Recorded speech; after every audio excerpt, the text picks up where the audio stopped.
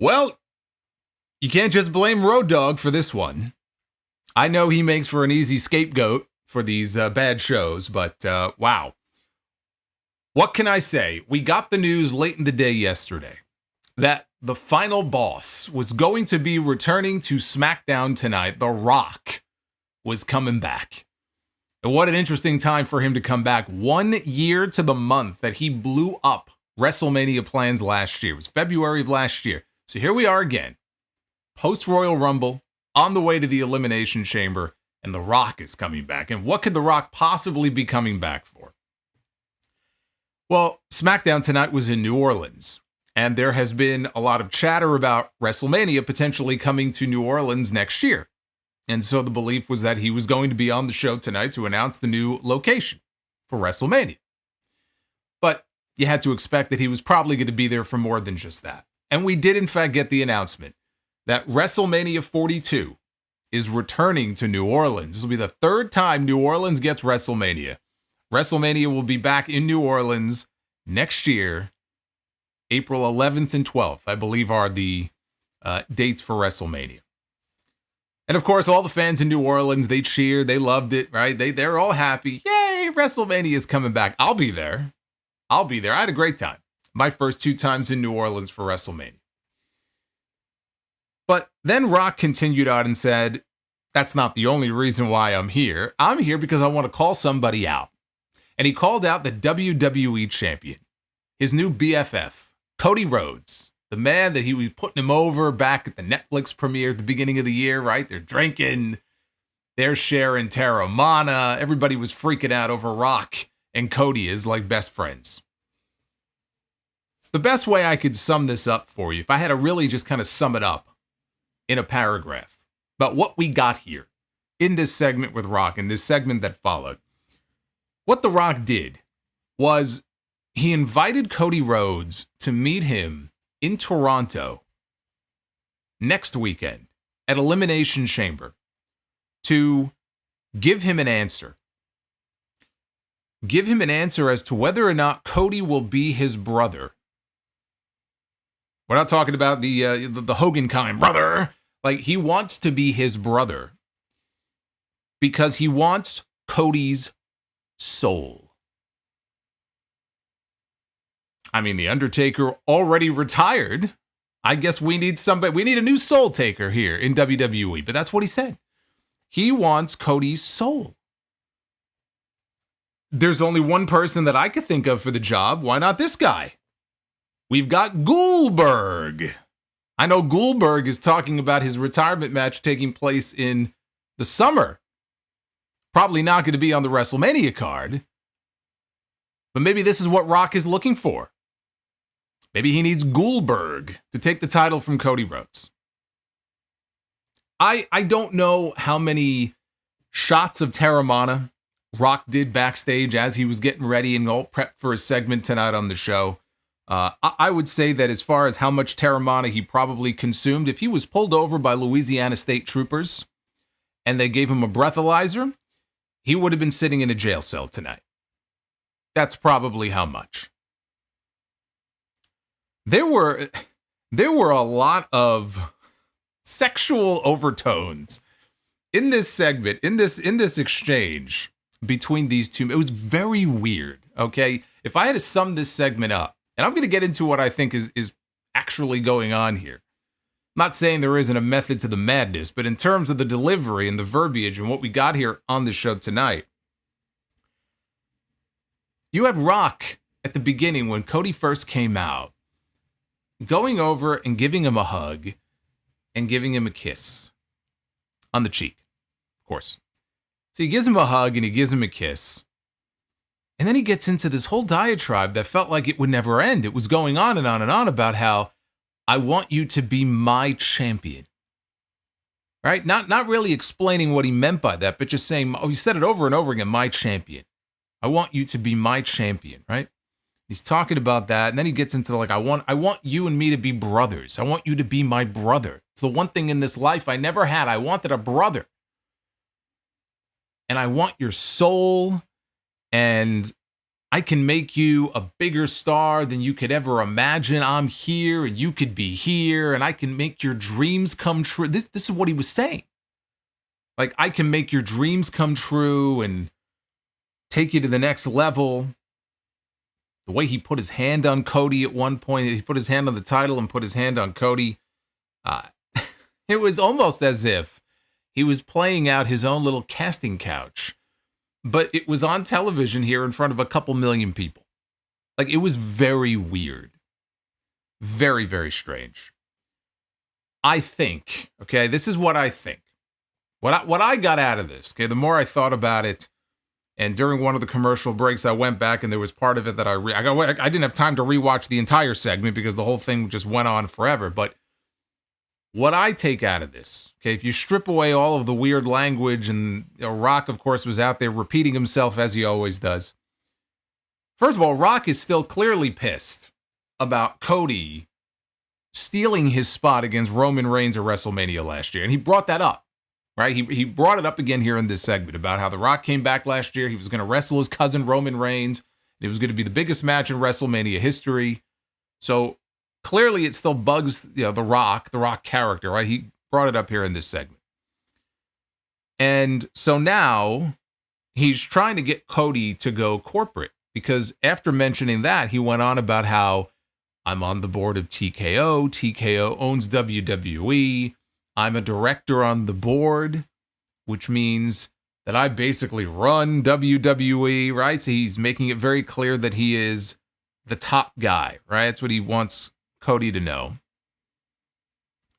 And he kept going on and on about, again, him, I want you to be my champion, not the WWE title. Because Cody at one point said, so that's what this is all about? It's about that. He goes, no. Because it's not what I want. It's not about the WWE title. I want you to be my champion. By the way, he didn't have his Brahma Bull belt. The People's Belt was nowhere to be found. Usually he doesn't leave home without it. No Brahma Bull belt on the show tonight.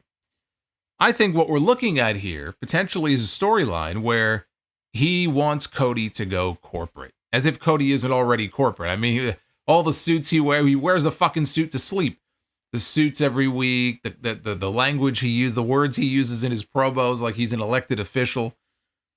I mean, if I had to take a look at every single person on the WWE roster right now, and you had to just look at them and listen to them and say, who do you think comes across as the most corporate, right? The answer is Cody Rhodes. He basically already is the corporate champion. But I think that's what Rock is looking for here. I'm trying to, parse through his words here and really boil it down to what I think is going on here. And that's what I think it is. I think that, Rock himself was the corporate champion at one point. He sold out to join the corporation to win the championship. He was their champion. Sold his soul in much the same way that Stone Cold sold his soul to Vince McMahon when he beat Rock at WrestleMania in Houston to become the WWF champion. He wants Cody to make a deal with the devil. And in this, he doesn't see himself as the devil, but in this case, Rock would be the devil. And if Cody says no, because now we have to wait until Elimination Chamber to find out what Cody's answer is going to be. If Cody says no, he's going to make Cody's life a living hell. Could he have a match with Cody at WrestleMania? We're still about 9 weeks or so away from Mania. Actually, about 8 weeks. 8 weeks away now. It still seems unlikely to me. But it's possible. It's possible that this is very straightforward and that if Cody says no, we get Rock and Cody. Now, what the hell that would mean for the winner of the Elimination Chamber, I don't know. That's the part that just doesn't make any sense to me. Unless it ends up being some kind of a multi-man match, which frankly, it doesn't need to be. Whatever Cody Rhodes match is going to be at WrestleMania should be one-on-one. Whether it's Rock, whether it's Cena, whether it's Punk, whether it's anybody. The Elimination Chamber match next weekend is for a shot at the WWE Championship. Jey Uso has already locked in his world title match with Gunther. So are we looking at a situation potentially where Rock, he said he's going to be in Toronto, and if we assume the men's chamber is closing the show and the Rock and Cody segment takes place earlier in the night, could we be in a situation where Rock is going to boot somebody out of the chamber and take their spot? Because after all, he's the director, right? He's the head of everything, the head of the table, the head of everything. And taking a spot in the chamber and winning the chamber. I don't think so. I really don't.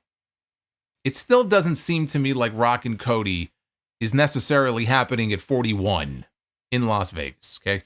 But if Cody says no, he can make Cody's life a living hell.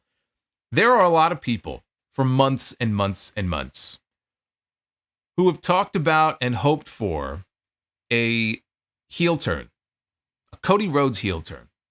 They talk about Cody and Homelander and, oh, he would be such a great heel, right? I think that there is the potential for Cody Rhodes to be a masterful heel. But he is the top babyface, certainly one of the top two babyfaces, if not the top babyface in the entire company. Certainly full-time, right? Roman's not around full-time. Cody's the guy. Cody is to the company now what John Cena used to be, right? He's that dependable guy who can go out there and be the face of the company and sell merch and all the shit that they like to make them money. And to me, it would be ridiculous right now at this moment to turn Cody Rhodes heel. Just like it was ridiculous to turn Steve Austin heel back in 2001. We got some great comedy out of it, but it was bad for business. It was a business move that just should not have been made. Even Austin now looks back and says, yeah, that was not the right move to make. If I had it to do over again, I wouldn't do it that way. I don't see Cody Rhodes going heel right now, but yeah, he could say, okay, sure, Rock, I'll be your champion. We get corporate Cody, right? That's probably what they want you to think. But that's not what we're going to get out of this. If Cody does not take him up on his offer, what it could also potentially mean, and this is the part here that intrigues me, and I almost hope that I'm not just talking it into myself here, because this here could be very interesting, depending on how they play it. We get to Toronto, if Cody says no, just like he said tonight, I'm not your champion, I'm their champion, right? And he's not going to take him up on his offer. Who's to say that his challenger, right, at WrestleMania doesn't take him up on the offer? Instead of Cody, it's somebody else.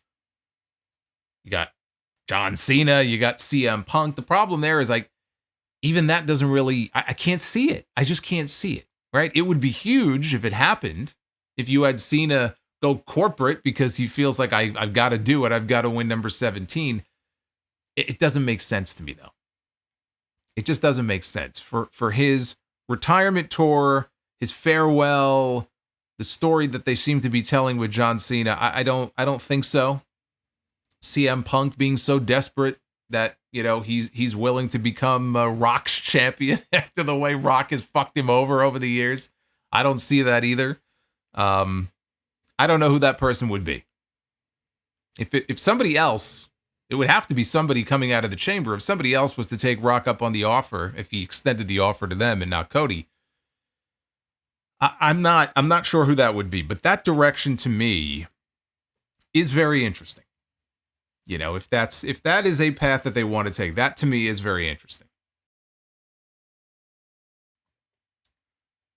The segment itself, though, was just very, very bizarre. And that is going to be the word: weird, bizarre, strange, whatever word you want to use for it. Even if in the end, the direction kind of makes sense as we see where this goes, the segment was not what I was expecting. I don't think this segment was what a lot of people were expecting. I was just sitting here wondering, what the fuck is going on here? Like, what am I watching? Especially with those weird overtones that it was having. The one thing that it does do in the short term that is a positive, though, if nothing else, it makes the Elimination Chamber next weekend much more interesting now than it was before. Because now Rock is Rock being on the show and not necessarily knowing what it's going to lead to, where it's going to go. We are heading into WrestleMania. We saw what happened last year. Could that happen again this year? But he's confirmed for the show. And so that right there makes that a must-see show, because we have to tune in to find out, where is this going? What is the point of this? We already have a chamber match to determine a challenger for Cody's title. Rock has his own little side story now going on with Cody, and where does it lead? Where does it go? Ari Emanuel was on Pat McAfee's show a few weeks ago, and he had a little cryptic comment, and he had a smile on his face when he said it. Talked about the Elimination Chamber coming up, and basically said, there could be some interesting things planned for that show. And I mentioned it. I said, I wonder, is that a reference to Rock? Is Rock going to be at the Elimination Chamber? I couldn't figure out why he would be there. What would he be there for? But now we know. Clearly, that's what Ari was thinking about when he made that comment on McAfee's show. Most everything on this show, though, week to week, we're talking about SmackDown now, is fucking boring. Okay, I have talked about how SmackDown has fallen off a cliff over the last at least few months, and is routinely the weakest and the worst show of all the shows during the week. And honestly, outside of the Rock stuff, which was, you can't say it wasn't interesting. Outside of the Rock stuff, there wasn't a whole lot to sing about again on the show this week. I enjoyed the main event. I thought, the main event was good. It was a tag team match, Damian Priest and Braun Strowman taking on Jacob Fatu and Solo Sikoa. I thought that was fine. They have their own little story going on with Jacob and Solo that I feel like is, certainly tonight, is going to end up being overshadowed by all this other nonsense that went on during the Rock segment. But that is the ultimate sin each week of this show. Even the stories there, you could tell they're trying to tell stories with certain people. And it might make sense, and you could kind of see where it's going, or it's building to something, maybe at WrestleMania, but it's fucking boring. And so many times again, even tonight, the crowd very quiet, and not reacting to some of the things that you would hope this time of year they would react to. That is the ultimate sin. A show that is boring. You know what's worse? A show that's 3 hours that's boring.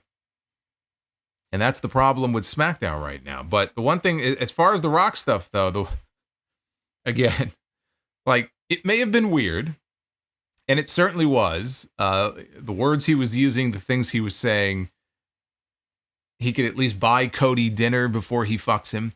But the one thing you cannot say about that Rock segment tonight is that at least it wasn't, interesting. You can't say that it was boring, right? Some people might say it was boring because Rock was taking forever to tell Cody whatever he wanted to tell him, but it's still The Rock, right? So that's the one thing you can't really say, at least about his segment. I wish I could, say the same for the rest of the show, but if I did, I would be lying. But let's talk about what ended up being a very eventful night here on SmackDown. This is your Friday Night SmackDown review for February 21st, 2025. I am the Solomonster. Like and subscribe. Super chats are open. You will see them popping up on your screen. Why is Solomonster a Punk hater? Look who it is. Why does he hate Punk so much? What did he ever do to him? Boy, it's getting weird in the chat. I'm telling you, there was some weird overtones there with Rock and Cody. Rock's like, I can make your dreams come true. Be one with me. Come with me, Cody. What does he mean by that? Yeah, no, it was very weird. I should point out, by the way, in case you haven't noticed, for those of you who are watching the video, obviously the people on audio might not have any idea what I'm talking about, but in the corner of the screen, you will notice Mr. Met is with us tonight, and Mr. Met is yeeting. He's got the glasses on, he's got the shirt on, he's got the arms out with the little gloves. Mr. Met is yeeting. And the reason that he is yeeting is because it was announced this week that the New York Mets, my New York Mets, are celebrating WWE Night at Citi Field in July. July is a Monday night, July 21st. And as part of the festivities, the team will feature a special Mr. Met bobblehead where the mascot will be yeeting. There he is. So I figured, you know what? I would invite him to join us here on the stream tonight, even though Jey Uso was not on the show tonight. So if you're wondering why is he there, what is going on here, now you know. I don't know why they would be doing that game on a Monday night of all nights, but which is literally the night that Jey Uso performs. He will probably be the World Heavyweight Champion at that time. But anyway, there you go. There's Mr. Met. He's yeeting the night away. They are using the song, not No Way Out. I thought it was No Way Out at first. It's actually New Way Out by Poppy as the official theme song for Elimination Chamber off of Poppy's new album. Uh-oh. Are they booing Mr. Met? Can't boo Mr. Met. Can't do that. What's wrong with you? But yes, Poppy is back. Poppy, her song is being used for the Elimination Chamber. which is great. I've been waiting for Triple H to, get back in bed with, well, not literally, but get back in bed with Poppy. We saw her so often in NXT. I think this is the first time they're using her music since then on the main roster. I actually wish they were using a different song of hers off of her new album called The Cost of Giving Up, which I actually think is a fucking great song. But this one's pretty good too. So anyway, that is the official theme song for Elimination Chamber. Cody Rhodes was shown at the beginning of the show. He was backstage when Nick Aldis appeared, and they shook hands, and Aldis informed Cody that he was out of the scheduled 6-man tag team main event tonight. It was to have been Cody, Damian Priest, and Braun Strowman against the Bloodline. Yes, Cody and the Bloodline. But that was not happening, and Cody was very upset about this. And Aldis said, well, look, it's out of my control because the decision was made by the final boss. Look at this. Rock shows up again for the second year in a row and once again gets Cody removed from a match that he was scheduled to be in. This man is a menace. 2 years in a row. So, that was the hook. Rock was going to be on the show tonight, and he was going to invite Cody out to the ring, but for what? I swear, if you were to have asked people at the beginning of this show tonight, after this segment, take one guess as to why Rock would invite Cody to the ring. What do you think is going to happen? Why do you think he's inviting Cody to the ring? Ain't nobody going to guess what they ended up doing tonight. Nobody would have guessed that Rock would have been out there telling Cody, I want your soul. Was waiting for Paul Bearer to pop out with the fucking urn. So after that, they went to the arena. It opened not with The Rock, but with a match, which was nice, between Drew McIntyre and Jimmy Uso. Drew McIntyre, for those of you who may have missed it, posted a video on his IG Live right before the show tonight, showing him getting an injection in his knee, and they were pulling fluid out of his knee 45 minutes before the show went on the air. I guess his knee was swollen. I don't know what the issue is. They pulled a lot of fluid, though. They pulled a lot of it was like an orange or yellow liquid out of his knee, only for him to then come out here and work this match against Jimmy Uso. So McIntyre teased yeeting, like Mr. Met, to start the match, and then he mimicked flipping Jimmy off. Jimmy fired up, had the upper hand early. Action spilled outside where McIntyre threw Jimmy into the barricade and then back into the ring. So Drew yelled, "No mania for you," which got him an enziguri that knocked him out to the floor where Jimmy hit a dive. So Drew came back, hit an Alabama slam into the ring steps. Later in the match, McIntyre went up top, jumped right into a super kick. Jimmy followed that up with a spear that led to a near fall. Jimmy went to the top for a splash. Drew avoided that. Tried another Alabama slam. Jimmy rolled through. McIntyre rolled him up and got the shock win to open the show. This was very similar to Drew's match on the Netflix premiere when he wrestled Jimmy's brother. They had a match. Shockingly, you would think it would have some heat. It had no heat whatsoever. But Jay beat him. I think it was on a crucifix roll-up, and he pinned Drew McIntyre. And I was like, what the fuck? So not only was the match just not that good, but it had a shit finish as well. And I'm like, what are they doing with Drew McIntyre, right? Of course, now we see Jay was being prepped to win the Royal Rumble. But still, to put Drew in that position, it was like, all right, they better have something good for Drew coming out of this here. Why is he losing, just in like a nothing match on this show? That's kind of what this felt like. This time it was the other Uso, and he got almost like a fluky win over Drew. The only difference is this time Drew got his heat back immediately after the match, laid a beat down on Jimmy, and then he set Jimmy's head up against the ring post, and he was going to kick him. He was on the outside of the ring, and he was going to deliver a boot. Officials run down to the ring, and they pull Drew away. Eventually, Drew was able to break free from them. He ran back into the ring, and he blasted Jimmy with a Claymore kick. Jimmy Uso right now has nothing for WrestleMania, right? He will. I don't know what it's going to be. I don't know if he's going to be part of some multi-man match for the U.S. title. I don't know. I don't know what the plan is going to be. Obviously, he'll be on the show in some way.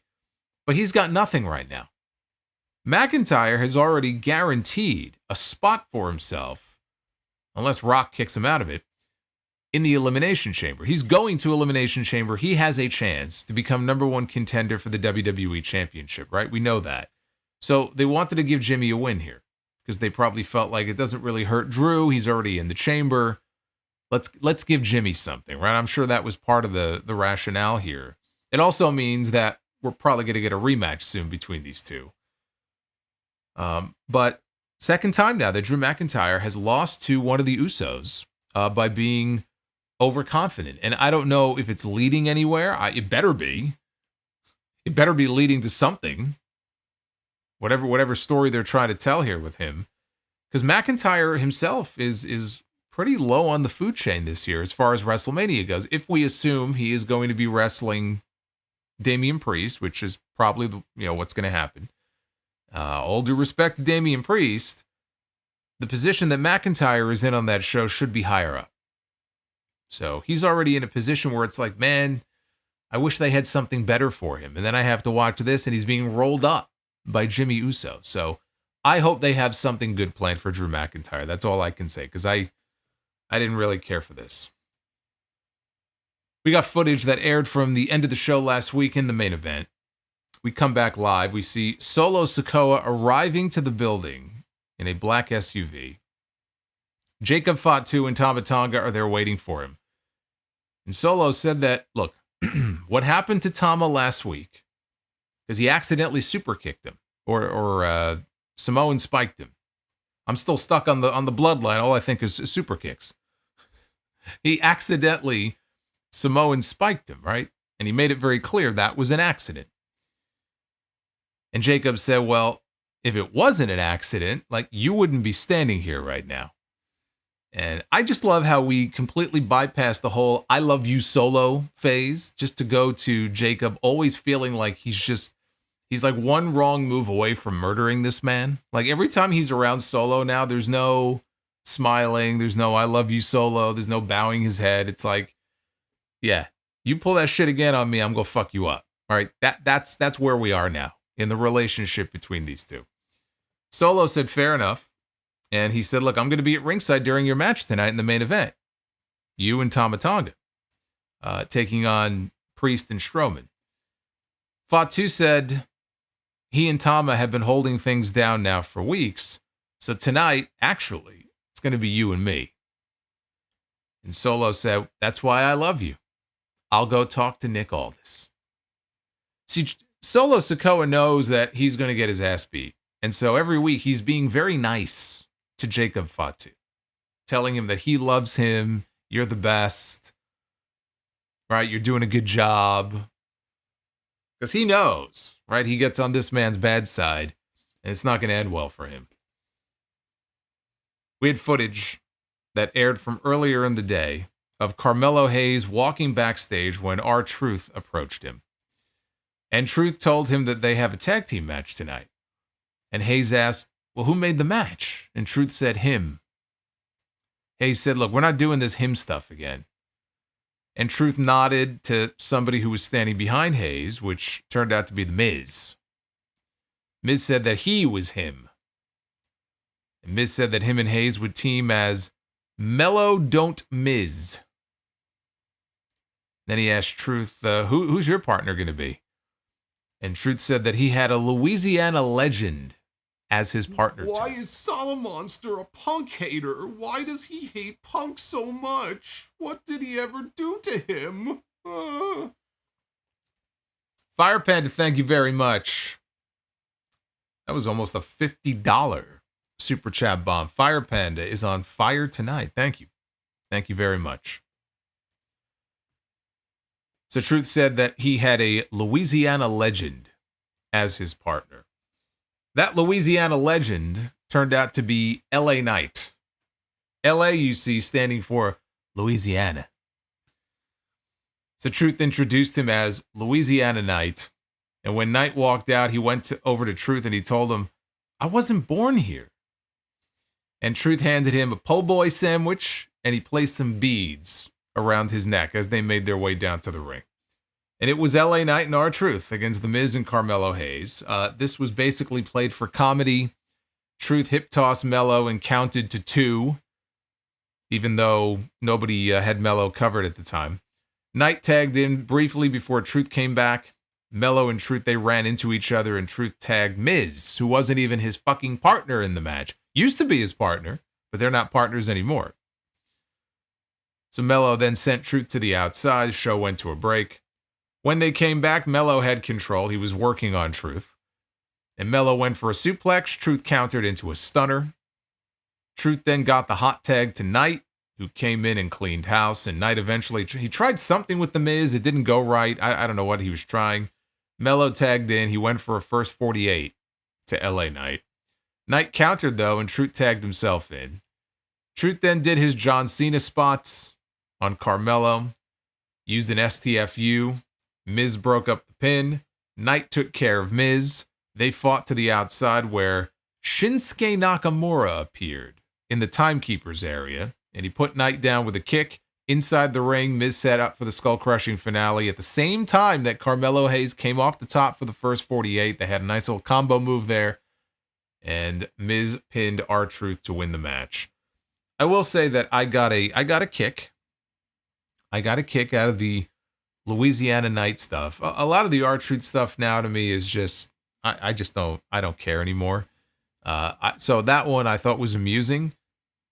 But man, as much as I shake my head about the Drew McIntyre stuff right now, it's like, man, he should be in a better position on the WrestleMania card. And I understand why he's not when you think of the matches that we're probably going to get. He's just not probably slotted in for any of them.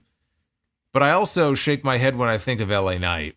It's kind of confounding to me when I see him involved in a match like this. But it's a similar situation. Like, okay, if he's not in the position he's in now, if you want to do more with him heading into WrestleMania, just logically, what can you do with him? What can you do with him? He's not challenging for the World Heavyweight title. He's not challenging for the WWE Championship. There's no big attraction as far as like a big name they could bring in to have him work with. It's not going to be LA Knight against The Rock, right? So clearly he's going to be challenging Shinsuke Nakamura soon, whether it's Mania or not, for the United States Championship. It could be next weekend at Elimination Chamber. They could add it to that card. But that's obviously the direction they're going back, and he's probably going to win the U.S. title back. What is that going to mean in the long run? I don't know. Nothing, honestly, if they don't have any good opponents set up for him. That was the problem the first time he was the champion. He just did not have any really good heel opponents to go back and forth with. Kevin Owens has been in a better position, but if ever he gets moved back down the card, him and LA Knight, that could be a great U.S. title program. Obviously, Kevin's preoccupied right now with bigger items, but there are certain people that I would like to see LA Knight go back and forth with on promos. But they really didn't have a whole lot to support him when he held that championship the first time. Let's say he beats Nakamura, right, at the Chamber, or he beats him at WrestleMania. He gets the U.S. title back. How are things going to be different this time? Who is he going to work with that can really help bring out the best in him, on the mic, which is where he shines on these shows? More than his matches. I don't know. But I see him in basically a comedy match like this, and I just shake my head. For as over as he still is, this is the best you can come up with for this guy. As far as Melo and Miz goes, look, they've used Miz over the years. He is basically in the Dolph Ziggler role. Ziggler became the ultimate utility player for this company. They could use him in any situation they needed a quick fix. Or if they had a hole, they had an opening, somebody got hurt. Hey, we need you to put this guy over. They put the NXT Championship on Ziggler and gave him a little run with it so he can get Braun Breaker over, right? That's the role that Miz is in now. He could be a heel. He could be a babyface. It's probably going to be comedy stuff that he's doing for the most part, but he could do comedy. He could be a little more serious. You can use him to try to elevate a new talent. I don't know if that's a long-term plan they have in mind with him and Melo, because tonight they made a good team. Is this going to be a short-term thing, or is this going to be a long-term thing? If it's a long-term thing, because they feel like, okay, maybe Miz can help get him over to that next level, ask yourself, right? If you're Triple H, why is he even in this position in the first place? Maybe if you would have done a better job of doing more with your number one draft pick when you decided to call him up from NXT, he wouldn't be in a situation where he needs to be teaming with The Miz and working matches like this. Because I'm still confused about why he was the number one draft pick and they called him up and it's been almost a year and he just feels like he's at the same level he was at a year ago. Right? That's what they need to ask themselves. I think it'll end up being a short-term thing. I don't need to see this becoming the new Miz truth. But for one night, they had success. They picked up the win here. We had a Charlotte Flair video package after this. And then I forgot to mention earlier in the show, we had a Zelina Vega video package as well. And that Charlotte video led right into the arrival of the WWE Women's Champion, Tiffany Stratton, who came to the ring to address the crowd. She said that everybody has been so obsessed with her ever since she won the title. Last week, she had Nia Jax beat until Candice LeRae interfered. And at Elimination Chamber, her and Trish Stratus are going to make sure the unstoppable force comes to a definitive end. But she doesn't want to talk about them. She wants to talk about Charlotte Flair. Boo. People booed. She picked Tiffany as her WrestleMania opponent. And in that moment, her dreams came true. And she realized the rumors were true. No one likes to kick a girl when she's down like Charlotte Flair did. And at WrestleMania, she's coming for the spot that Charlotte desires the most, the top girl in WWE. Cue Nia Jax and Candice LeRae. They make their way out with a microphone. Nia said that it was cute to think that Tiffany could have beaten her last week. She said Tiffy won't even see WrestleMania because Nia will be coming back for her women's championship. Tiffany told Nia to give it up because the title isn't hers. And Nia and Candice, they stepped onto the apron and they said, you know, why wait? We could take Tiffany out right now. So they got in the ring. A referee quickly slid into the ring to get in between them to make sure that didn't happen. Where do I even begin here? This was bad. This was bad. And I'm not even just talking like when Nia and Candice came out or anything that Nia said. I'm talking about the entire segment from start to finish. Tiffany included. Just the delivery, the dialogue, just awful. Awful. And the fans didn't sound like they cared about this much either. Right? As over as Tiffany is, this was pretty tepid as far as the reaction here from the audience. But it was at this point in the show, we were not even 90 minutes into this show. I looked at the clock. It was whatever it was, 9:15 maybe it was. And I'm begging for The Rock to come out. Little did I know, right, what he was going to come out and actually talk about. But I'm sitting here going, man, can we get The Rock out here, please? Like, get him out there. Let him read the fucking phone book. I don't care. This is the problem with SmackDown. It's not interesting. It's not exciting. It's boring. And I'm like, well, we got Rock on the show tonight at least, right? That'll make it interesting. Don't know what he's going to say, but maybe we can get him out here. Little did I know. But it led into Tiffany Stratton one-on-one against Candice LeRae. This match was joined already in progress, and within a minute of this match, or us seeing the match coming out of the break, Charlotte Flair's music hits. Here comes the Queen. Takes her time walking down to ringside. She takes a seat at the announce desk. Candice took control off of the distraction. She went to the floor, Candice did, after a drop kick.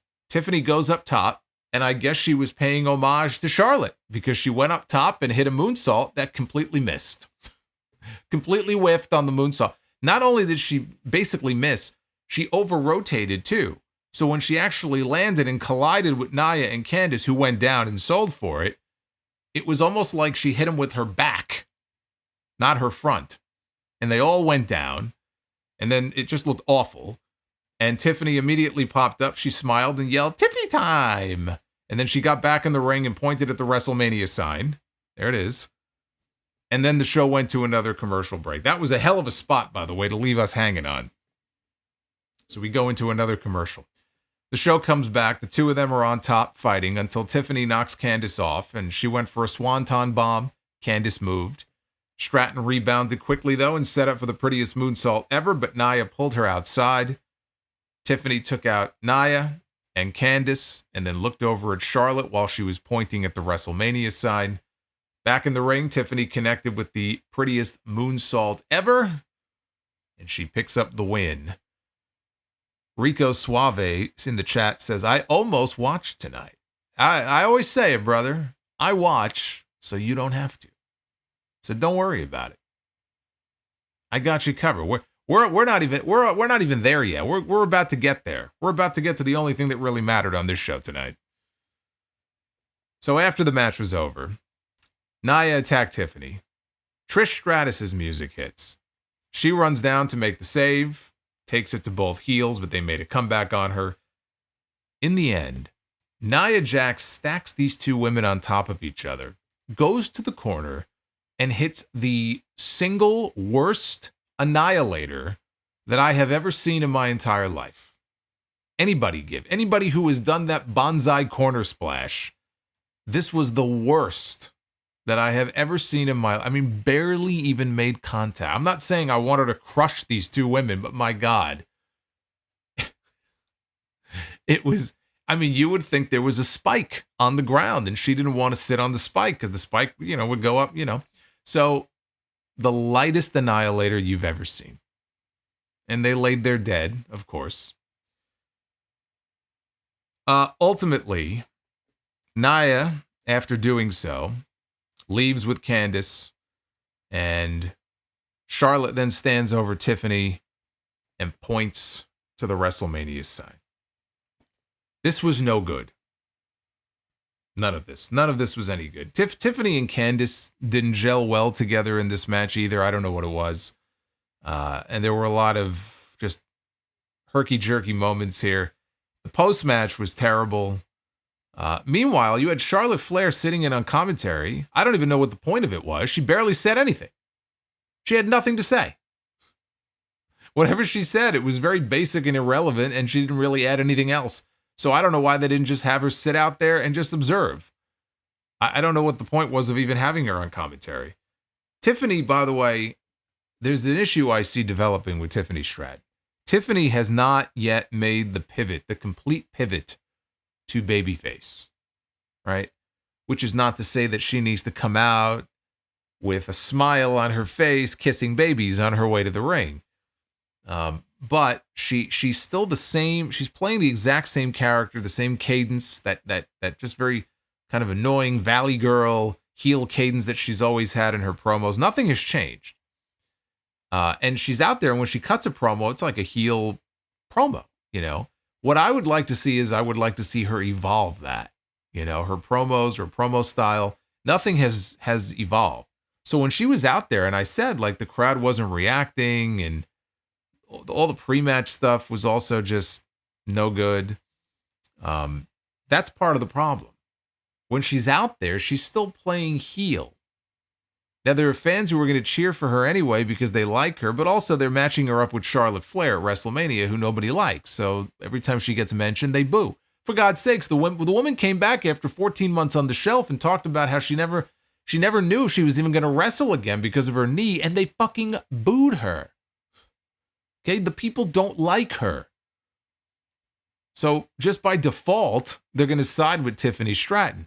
Also smart for them to tag Trish with Tiffany at the Elimination Chamber. You put her in there as Trish Stratus's tag team partner in Toronto. I mean, you see what's going on here, right? And it's a smart move on their part, right? The ultimate babyface team here, right? Tiffy and Trishy, as they're calling themselves. But yeah, I'd like to see her evolve that character or evolve the promos that she cuts in some way because it's getting very old. She did not get the kind of reaction tonight that she's been getting in a lot of cities when they go. She's still very over. And again, Charlotte, it'll be very clear who the fans want to cheer for and who the fans want to boo. But again, I think that's something that needs to develop more over time. Backstage, Cody Rhodes ran into Damian Priest, who, of course, is one of the participants in the Elimination Chamber this weekend, or next weekend, rather. Priest asked Cody, why's your boy here? Why's The Rock here? Cody said, I don't know, but I'm sure it'll be interesting. And Priest brings up that last year, the two of them both walked out of WrestleMania as world champions. This year, though, after the Chamber, he's going to be coming for Cody's title. And Cody said, I wouldn't have it any other way. And he walked off. As soon as he walked off, who walked into frame? Braun Strowman. There must have been a line, I guess, waiting for Damian Priest. So Braun Strowman walks in, his tag team partner tonight in the main event. Strowman said if it wasn't for Solo Sikoa last week, the Chamber would look a lot different. Because Damian ended up qualifying and not him. And they joked for a little bit, and Priest asked him if we can handle some business later. And Strowman said we would, because it's the only thing that he cares about. See? Braun Strowman is all business. He is a man of business. Let me stop for a moment and just say thank you to everybody joining me here tonight, the 1,500 plus. We got live here on YouTube. Super chats are open. I'm going to be reading all of your messages a little bit later on, just so you guys know. And I am just making sure my chat disappeared. So let me put it back so I can keep tabs on all you people. I got to keep a close eye on you. You know that, right? And say hello to Mr. Met, by the way, who is yeeting in the corner of the screen. Mr. Met has got his eyes on you. Don't let those shades fool you. He can see everything that's going on.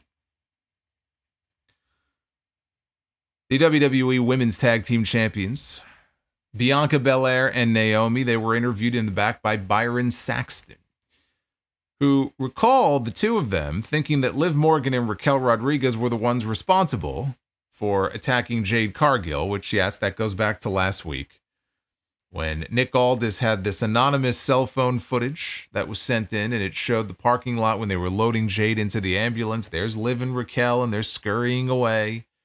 And so the babyfaces just automatically assumed they must be the culprits. So they have fingered them as the people who took out Jade. So anyway, Byron says that you guys thought that it was Liv and Raquel. Naomi stopped him and said, No, I don't think they're responsible. I know they're responsible. You know why she's saying that? Because she's responsible. That's what a guilty person would say.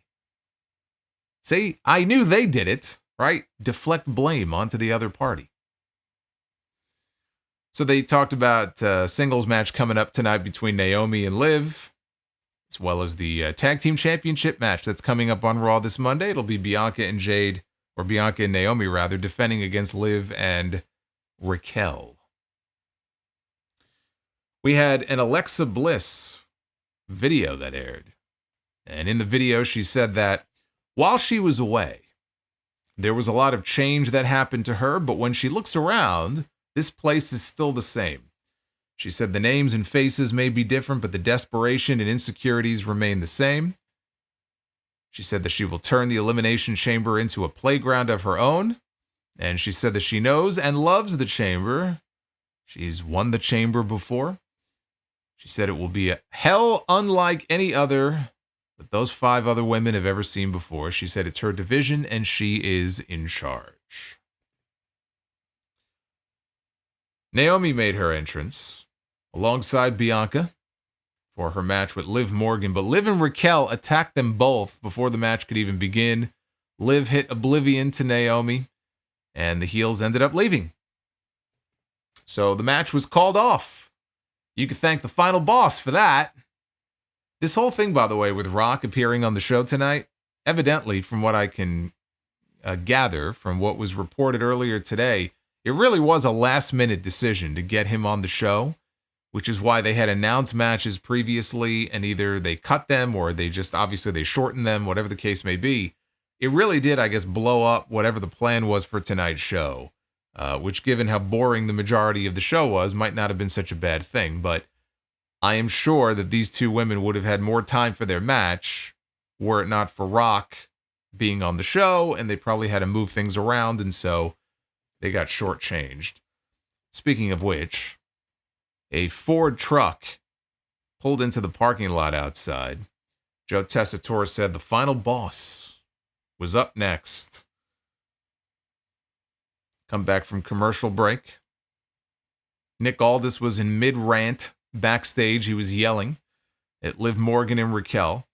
Told them to get the hell out of the building. And they literally laughed in his face, right? You're not the boss of me.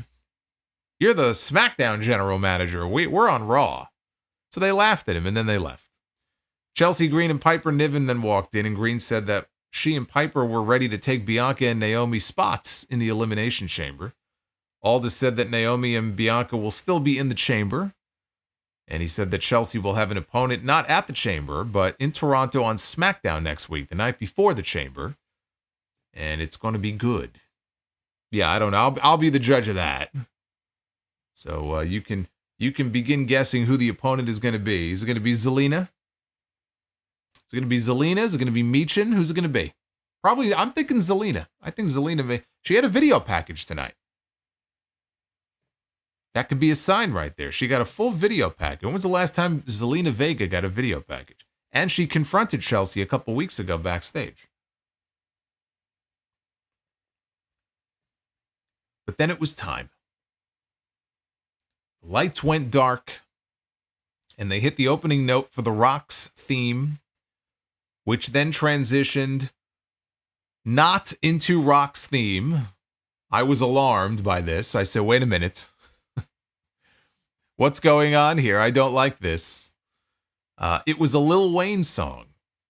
They played The Block is Hot, but only briefly, and then thankfully they transitioned into his Hollywood Rock theme. I was ready to fight someone. You can't get rid of that Hollywood Rock theme. Okay, that theme is fucking great. Can't get rid of that.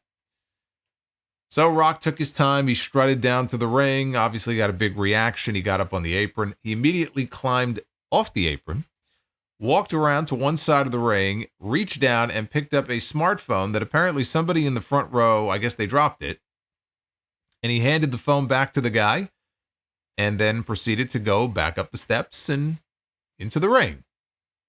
That was very nice of him. So Rock asked the crowd if they felt it. Do you feel it? He didn't ask them if they feel the mana. I was very disappointed. Didn't ask, do you feel that? You feel that? You feel the mana? Huh? Do you feel the mana? He didn't ask about the mana. But he did ask them if they feel it. He said, you know that I'm dropping some good gospel shit on your asses tonight, which they censored, but I can read lips. I placed a bet, by the way, 60 seconds is what I put it at. I said it would be 60 seconds before we got the first curse word from The Rock here in this promo. I lost the bet. I waited too long. It didn't even take that long. So then The Rock did his finally shtick that he does. Hey, there's David. Do you feel him, sir? I do. But I feel the mana. See, the mana, you need the mana. And you wake up in the morning, right? You're all tired and groggy and shit. You're like, I want to go back to bed.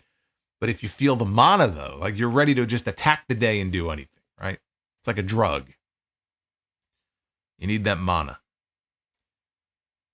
Rock then added, and finally, WrestleMania is coming back to New Orleans. And everybody lost their minds because they were in New Orleans tonight. And he made it official that in 2026, WrestleMania 42 was coming back to the Superdome. Not Silverdome, Hogan. Back to the Superdome. And Pyro shot off, and they showed next year's WrestleMania logo, which looked... And maybe it was the same one. Maybe they just haven't created an official logo yet for next year. It looked very similar to the one they used in 2018. It may well have been the same one. That could just be a placeholder. But they had on the screen, they showed the dates. And so it will be Saturday, April 11th and Sunday, April 12th. Those are the dates for WrestleMania next year. And I'm sure I will be there. I'm sure I had a blast the first 2 times in New Orleans. Great city, great food, great drinks. Could be a great sound off. We'll see. So then The Rock started to sing When the Saints Go Marching In, and Ricky Saints walked out. No, he should have. Rock told the crowd to shut up so that he could sing, and he sang the rest of the song, and then he called the crowd STD having trailer park trash. Everybody turned on him and the boos began. Rock then said that he was also there to do something else, right? He wasn't just there to announce that WrestleMania was coming back to New Orleans next year. He was here to call somebody out.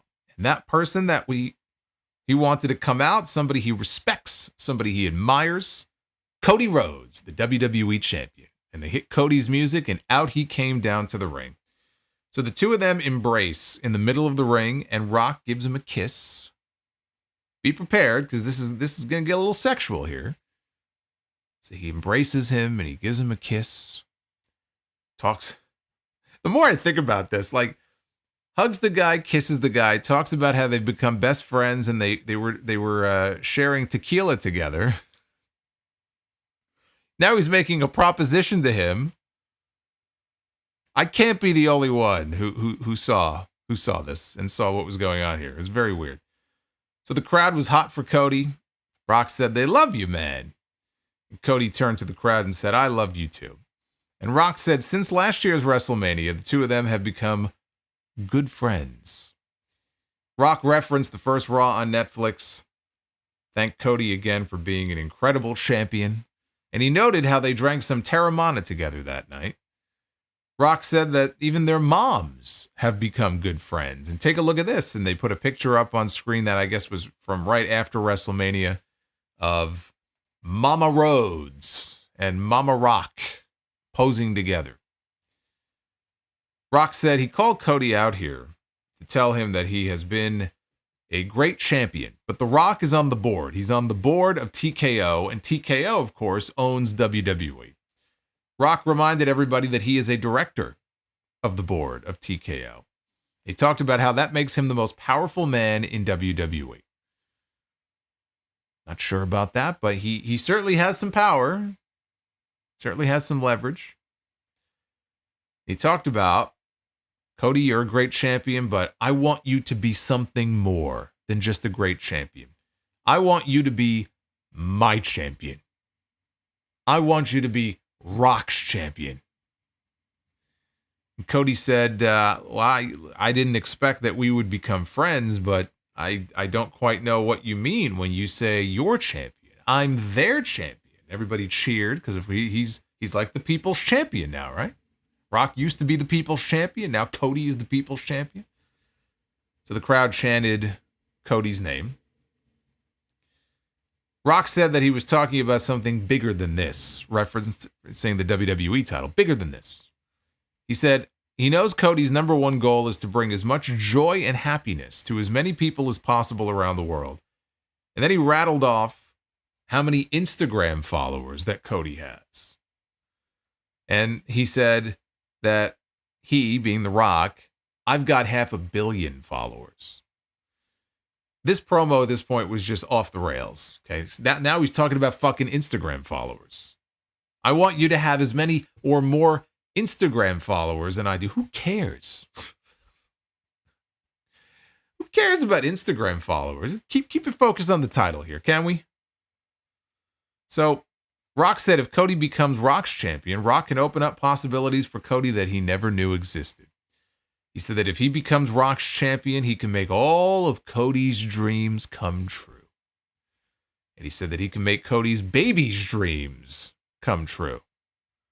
He just needs Cody to be his champion. So he was being very vague at this point. He kept repeating this stuff about be my champion, be my champion. I'm looking at the crowd. There's people sitting there like, what the fuck is this guy talking about?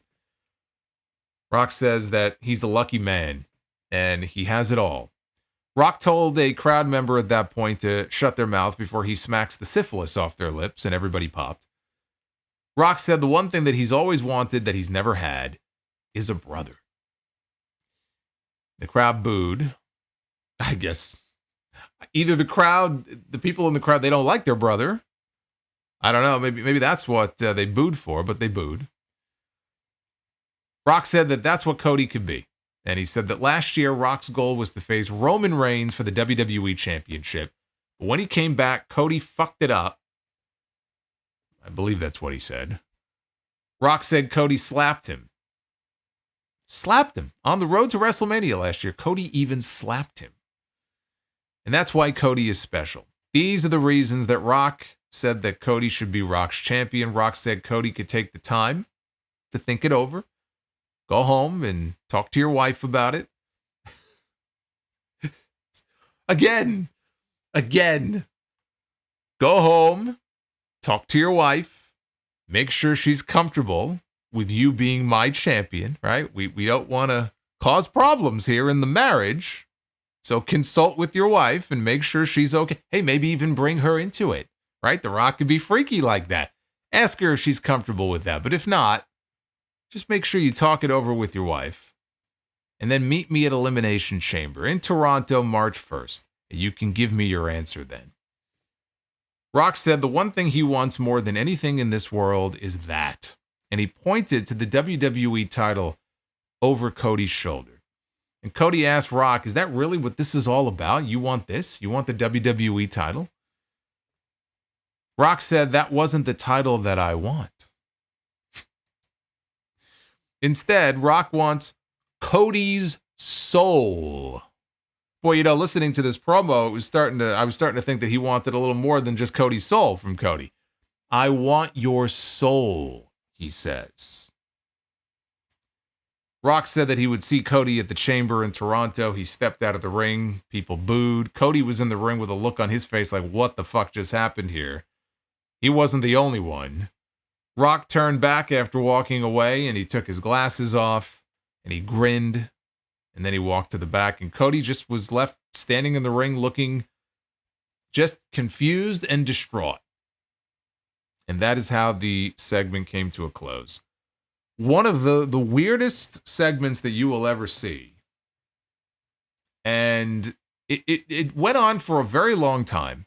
And it did feel like they were stretching, and they certainly were taking advantage of the 3-hour format of the show now. Because Rock just took forever to get to the point with this. And even then, people were still confused by what he was talking about. So yes, the segment was just very, very strange. And this was not one of Rock's finest promos. But to go back to what I said earlier, what I think is going on here, and what would make this interesting, I think it could make for a compelling story if this is the story that they want to tell. Rock, still upset over what happened last year, right? Still brings it up. But now he's giving Cody his flowers. You're a great champion. I'm on the board, right? I'm not just a talent. I'm the boss. I'm the final boss, and you represent this company really well. And I want to see you just go ascend to heights that I can never even attain, right? I want you to be an even bigger star than I am. I want you to be my champion. I took that to mean that he wants Cody to shake his hand or more, but shake his hand and agree to be his corporate champion effectively. Why else would he be talking about my position as director of the board, TKO, Nick Khan, Ari Emanuel, all this stuff, right? It's all about business. I was the corporate champion many years ago because I felt like that's what needed to be done to get ahead in this company. And I was the champion, and I worked for Vince McMahon and Shane McMahon, and I came out there every night representing the company. And now I want you to be that for me. It's like Rock is in the Vince role and Cody is going to be in the Rock role. So that's kind of how I read what Rock was, I think, talking about and where this could potentially be headed. Come to the Elimination Chamber. You let me know your answer. It's a great hook for the Chamber. Rock on that show is very smart. Even if he doesn't wrestle at WrestleMania this year, you add Rock to the show, you're automatically going to increase interest in the show. You're going to sell more tickets to the show. By the way, they have about 27,000 tickets sold at the Rogers Center, which used to be the Sky Dome. Okay, that building fits a hell of a lot more than 27,000. They could put 50, 60,000 in there easily. So this will help move more tickets. Maybe that's part of the reason that they have Rock on that show as well. I don't know, but it will definitely help increase business for that show. No doubt about that. Rock sold his soul to the corporation. Other people have sold their soul, quote unquote, to get ahead and have turned heel and aligned with the McMahons or whoever, the Authority, right? Seth Rollins, he turned on the Shield. He tore down the Shield and he sold his soul to become champion back in 2015. Similar type of thing here. I think that's what they're going for. And if he doesn't agree to this, then he's going to make Cody's life a living hell. Is this going to be their version of a modern day Austin McMahon angle, right? I mean, it won't be that. Rock is not going to be on the show every single week, but it would be nice to get him on the shows more often and maybe involved in an angle like that, because it could potentially be very interesting, especially if they bring more people into it. If Cody doesn't go heel, but other people do. So I don't see it. I don't see now being the time for Cody to go heel. It just doesn't make sense to me. You know, it could be a very interesting story down the road, but this is not the right time for that. What intrigues me more is, if not Cody, then who else might it be? If he's not willing to take him up on the offer, I'm sure somebody else will. John Cena? John Cena is a big star in terms of WWE. Like, he's up there with Rock. So to me, that doesn't make as much sense as somebody who could really use the boost, who hasn't been in that position before. That would negate John Cena. That would negate a CM Punk, even a Randy Orton. I was thinking about, what about Randy Orton? Maybe that's why we haven't seen him back yet. Maybe they're holding him off for something tied into this. And then he can go off and work with Cody, you know, coming out of WrestleMania. I don't know, but that intrigues me. I'd like to see them explore that, because I don't know if that's, you know, ultimately where this is going. But just a very bizarre segment. Absolutely. Certainly not boring. It was the most interesting thing on the entire show. That wasn't always necessarily the best thing, because this promo was not what I was expecting it to be. But now we see where the Elimination Chamber will take us. The field is set for that men's chamber match. Could we be looking at a scenario where somebody gets bounced? I don't know who that would be. John Cena, CM Punk, Drew McIntyre, right? They're going to be in there. And then you got Damian Priest, you've got Seth Rollins, and you've got Logan Paul. Seth Rollins will be in there.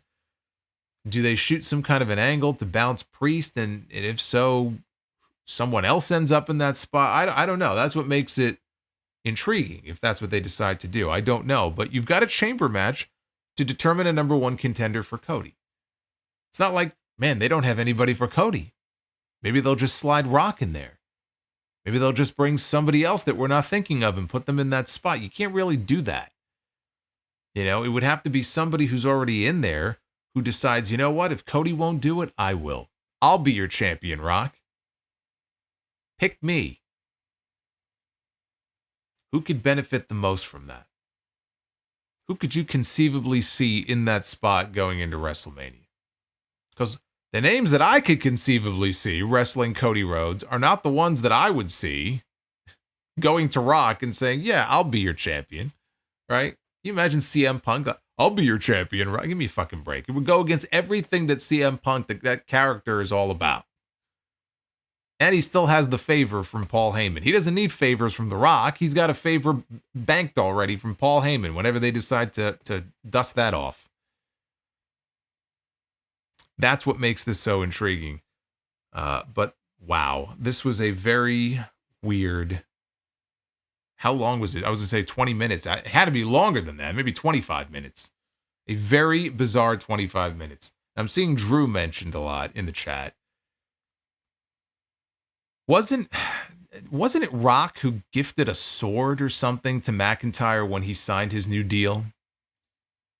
I believe so, right? So we know that Rock has a lot of respect for McIntyre. You know what? I'd be okay with that. You can make it work with McIntyre. Yeah, it would certainly make more sense than doing it with Punk or Cena. You could do it with Priest if you wanted to turn Priest heel. But he was already a heel for so long, and now he's getting over as a babyface. Why turn him back heel again? To me, that doesn't make a lot of sense. For Drew McIntyre, it's what I said earlier. I would love to see him in a higher position on the card, boy, that would be a great position for him to be in, wouldn't it? See, I had McIntyre and Cody penciled in as a potential title match for SummerSlam. If they wanted to bump up the timeline on that, I'd have no issue with that whatsoever. What do you think about that? Drew McIntyre agreeing to be the corporate champion that Rock desires. He'll step into that role. I dig that.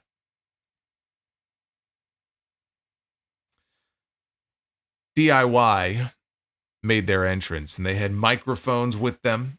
Tommaso Ciampa said that tonight has been electrifying, but he wants everybody to be somber for a second. 2 weeks ago, he said, Pretty Deadly embarrassed them, and tonight DIY will return the favor. He asked everybody to rise to their feet, remove their caps, bow your heads for a moment of silence for Pretty Deadly. That brought out Pretty Deadly. They came out for their tag team championship match. They attacked DIY. Their music continued to play the entire time. I mean, they did cut it off at some point, but as they were laying into the tag champs, they kept their music playing. And then they posed underneath their big disco ball, and then the match finally began. Things broke down after a commercial break. Kit Wilson dropped Gargano with a code breaker. Elton Prince went for a pin and did not get the 3. Out of nowhere, the Street Profits appear. And they go after both teams, which caused the match to be thrown out. Montez Ford hit a high frog splash on Ciampa. The Motor City Machine Guns came out. And they also got laid out by the Street Profits. So the Street Profits look good here. I can't say much for the match because it barely got going before the Profits ran out. So basically a nothing match.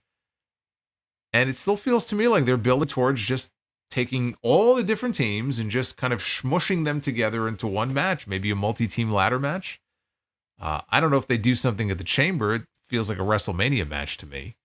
And that could be their way of getting all the different teams on that show. But in the end, the Street Profits should walk away with those tag team titles, right? They're trying with them again. They just came back tonight. They're kicking ass. They're dressed in all black. I don't know if they're just formally heels now, right? It feels like they are. Never the problem last time when they were with Bobby Lashley. The people didn't want to boo. I think that was more of a Bobby Lashley problem, though, than a Street Profits problem, right? Even now in AEW, like people just, they love the Hurt Syndicate, right? There's just something about Bobby Lashley, I guess. He's got that cool factor about him, and they have equity with him being around for so many years. The Street Profits on their own, will the fans accept them as heels? Or are they going to prefer them over the Motor City Machine Guns and over Pretty Deadly? Because honestly, I can see people just wanting to cheer for them by default, right? They're just not that into some of these other teams, so we'll just cheer for these guys because they're cool. I don't know, but not much of a match to speak of because of the interference. They aired a vignette for John Cena, showing highlights of an Elimination Chamber match that he was a part of and won back in 2010, 15 years ago, on this very night. He wins the Elimination Chamber, I believe wins the WWE Championship in that match, only to then turn around and promptly lose the WWE title 30 seconds later to Hollywood Dave Bautista. So we got highlights of all that, but the point of that was then they followed that up by showing us clips from the post-show press conference at the Royal Rumble, where John Cena declared for this year's Chamber and says, this is my final Chamber, and I'm going to win the championship. I'm going to win number 17 because it's what's best for business. And I'm going to win number 17 so that I can one day shake the hand of the person who wins number 18. So this was, you got to keep Cena on people's minds because he's not around. He's not on these shows to promote them. So they have to air stuff like this to remind you this guy could potentially, win the Chamber and go to WrestleMania to challenge for what, according to them, would be a record-setting 17th world title. Like, that should be a major story. It's hard to get that story over when the person at the center of that story is just not around. He's filming right now. He's not around to really get that story over. Hopefully that will be very different coming out of Toronto. I don't know if he's still filming after the Elimination Chamber. They need him on TV every single week after the Chamber in the build-up to WrestleMania, or virtually every single week.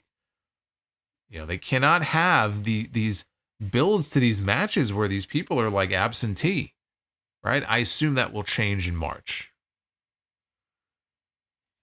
They aired highlights from Raw of Adam Pearce granting Sami Zayn an unsanctioned match against Kevin Owens at the Elimination Chamber in Toronto.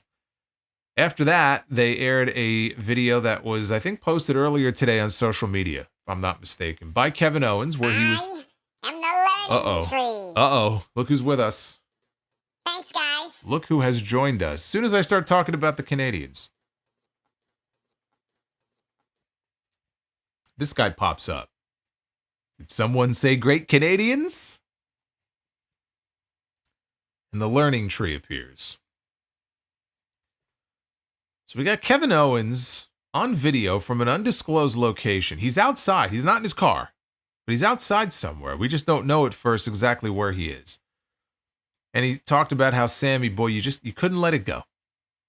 Said Sammy wants to hurt him and end his career, which will hurt his family. And that makes you a pretty despicable person. But he asked also, what about your family? And he turns the camera, and we find that he is outside someone's house. It's outside Sami Zayn's house, because we look through the window, and in the distance in the living room, we see Sammy's wife and his son, and they're sitting at a table. I think maybe he's drawing in a coloring book or something, and there's Sammy. Sammy's walking around. He's right outside Sammy's house. Sammy has no idea. So Owens asks, what would happen to your family and the nice house that you have when it's all gone? He said Sammy is selfish for making him do this to them. He said that I'll never forgive you for this. And he told Zayn that he would see him in Toronto and told him to remember that you asked for this. It's all your fault. So Kevin Owens has completely gone off the deep end here. I'm still digging what they're doing with his character. I like these videos. I like how they're making it very personal here. It's hard because we've seen them so many times back and forth. They turn on each other and they have matches and then they're back together and then they turn on each other. So they've really made it very personal this time, right? They're bringing family into it, and you're a despicable friend. You're a despicable human being. Owens just kind of went off the deep end months ago with the Cody stuff. So I'm digging these videos. I'm digging the build to this unsanctioned match, and we'll see if they end up running it back again at WrestleMania and having a formal match, or if this really is going to be a one and done. And then they move on to Owens and Randy Orton, Sami Zayn and Karrion Kross. Those could potentially be the two matches at WrestleMania this year. The Chamber will tell the tale. We will see what they do at the Elimination Chamber. If we get a proper sort of verdict between these two, or if they leave it in such a way where it's like, all right, they're definitely running this back, right? Like, there's no way they can leave it this way. They're definitely going to run this back at WrestleMania. Like, we'll know by next weekend what the plan is here. Solo Sikoa and Jacob Fatu were shown walking through the backstage area towards the gorilla position, about to come out for their main event match. Fatu cut off Solo's promo in favor of his own, and he told them, play my music. And they started playing his music as they made their way out to the ring, along with Tonga. And the main event was Braun Strowman and Damian Priest taking on Solo Sikoa and Jacob Fatu. There was a crazy spot early in this match after the action spilled outside where Strowman tried to ride the Strowman Express, but Tonga interrupted him, and Fatu capitalized by tackling Strowman over the barricade and into the timekeeper's area. Fatu was working over Strowman in the ring after a commercial break. Solo tagged in, and the crowd booed. He hit one hip attack on Braun Strowman, and then Fatu tagged in, and the crowd cheered. So they've made their choice as far as who they like and who they don't. Fatu went for a hip attack, and he nailed it. He went for a second one. Strowman got a boot up. Strowman followed up with a spine buster. He got the hot tag to Damian Priest. Solo tagged in as well. Priest ran into a super kick from Solo. Priest, though, came back with a flatliner for a 2 count. He took Solo's hand and he climbed the ropes, walked the top rope, a la The Undertaker, came off with a splash. So he then set Solo up for a Razor's Edge. Boy, he's just stealing everybody's moves, isn't he? Old school, Razor's Edge. I guess it's hard, right? It's hard. Everybody has done virtually everything there is to do. Like, whether you intend to or not, like you're always going to be stealing someone's move. I know he's a big Razor Ramon guy, though. He's a big Scott Hall guy. So, like, I like the fact that somebody is using the Razor's Edge. Sheamus really doesn't use the Celtic Cross anymore. He'll bust it out every now and then. I just wish if somebody was using it, it was as a finish, though. He was one of those guys where his finish was heavily protected. Like, I can legitimately only think of once, maybe twice, I ever saw somebody kick out of the Razor's Edge. Of all people, it was fucking Crush. It was fucking Kona Crush, I think, on a Coliseum video, kicked out of the Razor's Edge once. But it was a very protected move. And now it's just, when he does hit it, which he didn't here, but when he does, it's just a setup. It's a setup move. On to the next. So he was going for the Razor's Edge. Tonga distracted Priest. And Fatu interfered. Solo hit a spinning solo for a good near fall. And so then we had Solo setting up for a Samoan spike. Priest countered out of it. Fatu comes in. He accidentally super kicks Solo Sikoa. So last week it was Solo who made the mistake. This week it was Jacob who made the mistake. Or did he? Strowman then, he plowed through Fatu and Tonga on the outside. Kind of like how Rock wanted to plow Cody Rhodes earlier in the show. He plowed through Fatu and Tonga on the floor. Inside, Priest hit the South of Heaven chokeslam on Solo, and he got the win. And the show ended with Damian Priest looking up at the WrestleMania sign. So between that, this win here, and then his little backstage interaction earlier in the show with Cody, where he was teasing the idea that I'm coming for you and your title after I win the chamber. They're really trying to convince us that Priest really has a shot in the Elimination Chamber. And I don't think he does, but that's their job. Their job is to convince us that it's not a foregone conclusion that he's going to lose. And that this guy has a shot. Maybe Damian Priest really is going to win the Elimination Chamber. Right? Even though he's not. Unless he ends up being Rock's corporate champion, right? It's not going to be Damian Priest. The main event, I thought it was good. I thought it was a good main event. No one's going to be talking about this main event, though. This main event, like everything else on this show, will be completely overshadowed by The Rock, which is what happens, when Rock comes around. Sometimes that's a good thing. Sometimes that's not such a good thing. But he just eats up all the oxygen in the room, and all of your attention is on him. Why is he there? What is he doing? What is he announcing? Is he going to wrestle? Is he not going to wrestle? Right? And he's got that charisma and that personality, and he's a major star. So he is going to be the topic of discussion now, not only tomorrow, but for the next 7 days until we get to the Elimination Chamber.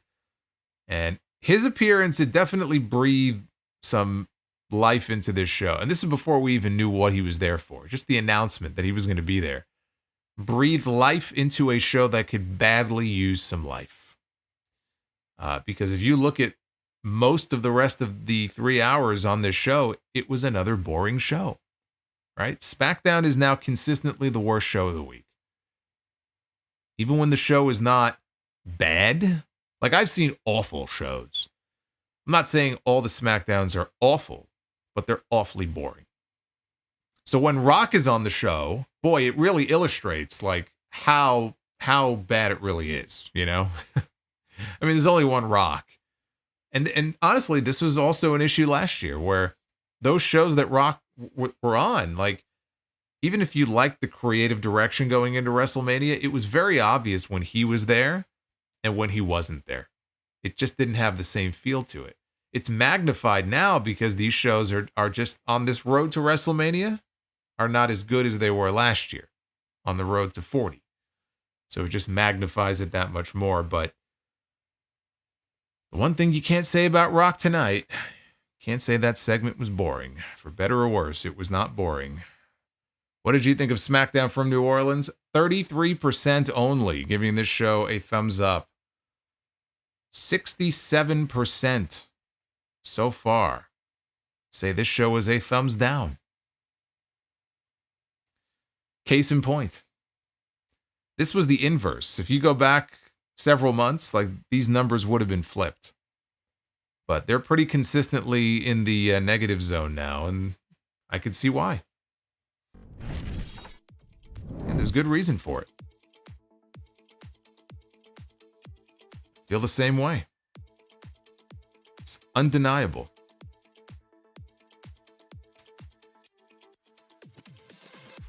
Take a look at your super chats. And again, there's going to be a lot of people who are going to make jokes and they're going to want to blame Road Dogg. And sure, Road Dogg is the co-lead writer of the show. So I think it's a direction you can fuck. It's fair to say Road Dogg off is the direction you can fuck. But you can't bring up Road Dogg and give a pass to Triple H. These are his shows. I don't care who the lead writers are. He's the chief content officer. This is on him. If you love the shows, you can give him praise. If you think they're fucking boring, you can blame him for that. So you can't lay all of this at the feet of the Road Dogg. Or maybe I should say the paws. You can't lay all of this at Road Dogg's paws, okay? Let's get to your super chats. If you did drop 1 or 2 or 3 tonight, I thank you. I appreciate the support. More than you know. Let's go back to the beginning here. We had some early ones that came in, including one here from Adonix. Who would you rather see go one-on-one in their prime? Says Kurt Angle against Bret Hart or Brie Bella against Rosa Mendez. I'm not going to answer that. Also, which was worse, WrestleMania 27 or WrestleMania 32? I was at 32, and the answer is 32. I was not at 27, although I watched it, but I'm going to go 32. 100,000 people, they claimed, in that building for a show like that? Yeah. WrestleMania 32. We have Nick. Says, Triple H, week to week, WWE, is fucking awful. When moments like New Day's turn on, when moments like New... he forgot to say Big E, but it literally says, when moments like New Day turn on... we're getting very sexual tonight here on this stream. What exactly turned on the New Day? Do you care to elaborate on this? I don't really need to know this, but I'm just reading what's written here.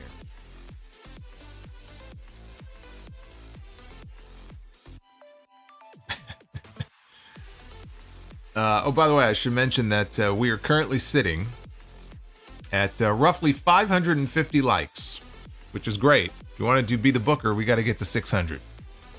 The goal is 600 likes. I know we can do it. We got a super chat goal also going if you want a bonus round where we can try to take Cody's soul.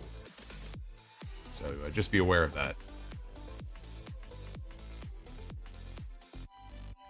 But he says, when moments like New Day's turn on Big E happen, it's good. But people forget all the weeks where nothing happened. So we don't forget about that here. Some people might. I don't forget. Chris O'Neill with a pair of $5 super chats. Chris, thank you. It says, for anyone wondering, that was Lil Wayne's The Block is Hot from the 90s in the rock 90s in the Rock's music, Cash Money record days. Yes, I did mention The Block is Hot earlier on. It says, okay, either The Rock is practicing his acting or he's on coke, because what the fuck was that? Talk about taking the long way home. Rock is prone to do that, but brother, it's a 3-hour show, and this is what happens. They have time to kill. When Rock went out there on NXT back in January, that was also weird. This is now back-to-back appearances where Rock went out there, and it was just fucking weird. Although he admitted in that one, like, he didn't go out there with anything prepared.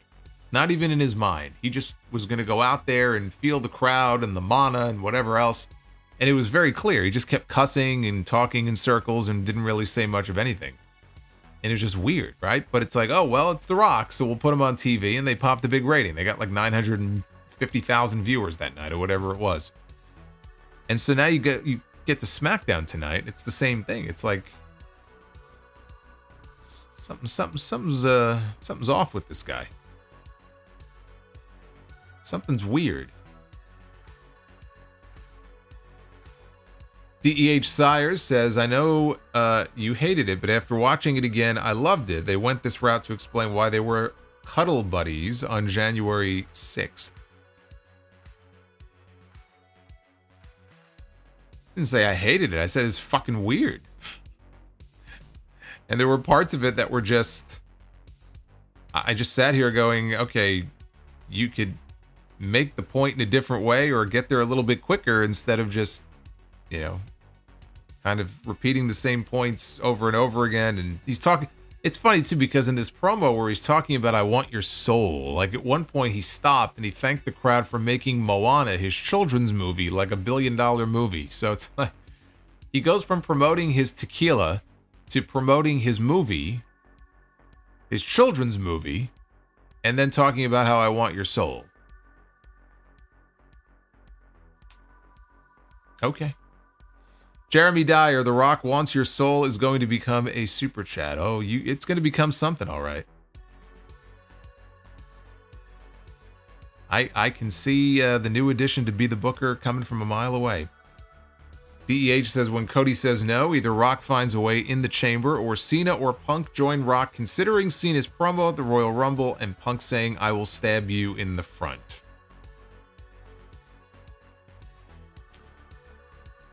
I don't know about either of those two guys. I don't know. Kevin says Cena will sell his soul to The Rock. So what are we going to have? A Cena Rock super combo on TV? Is that what we're going to get? Tiger Tragic. Main takeaway is that the segment was awkward and weird. The idea of Rock trying to make Cody cooperate is decent, but Rock made it hilariously sexual. Yes, he did. Yes, he did. Right down to bringing up, STDs and syphilis. I forgot to kind of lump that in there too, right? When he told that fan in the crowd, I'm going to slap the syphilis off your lips. Boy, he sure does. He did that last year, too. He talks about STDs a lot. Buck's Basement. My theory, Cody says no, but the winner of the Chamber will sell their soul of Mania, paralleling WrestleMania 17. Either Cena or Punk sells their soul to The Rock.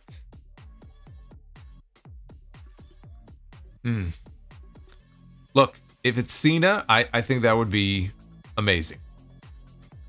I would be pretty surprised if they go that route, but I think it would be fucking great. I think if it's Punk, it could be fucking great. I just realistically, I don't see it. But if it happens, yes, I think that would be very interesting, and I think it would make for great television.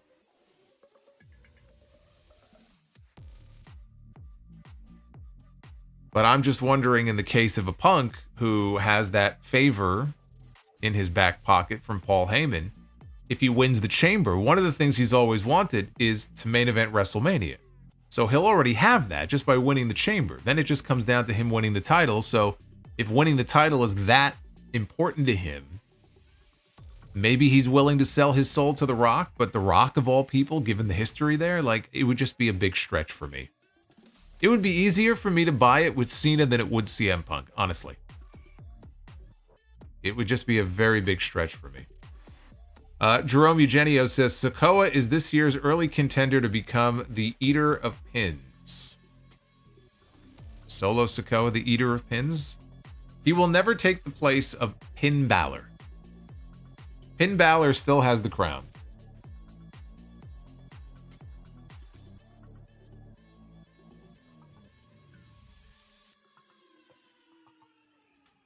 Honey deep fried chicken with flavor.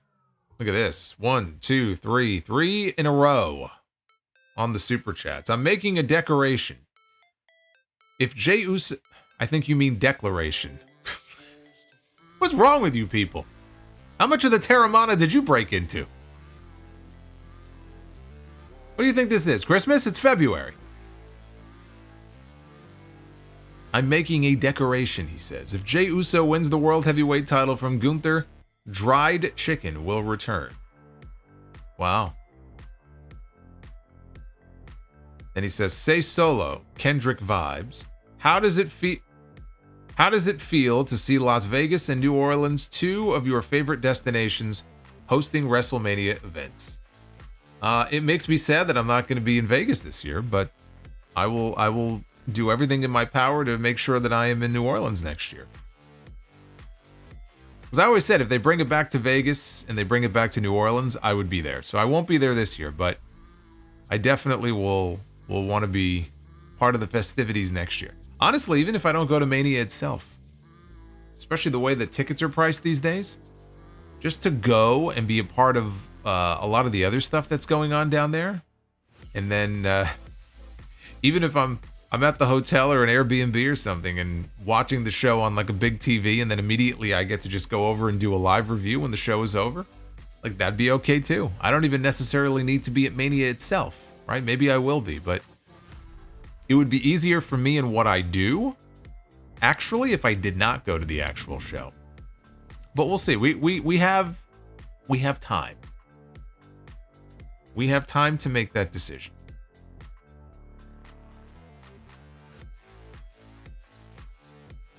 It says, are you going to WrestleMania this year and next year, since it is in Las Vegas and New Orleans? So we just answered that.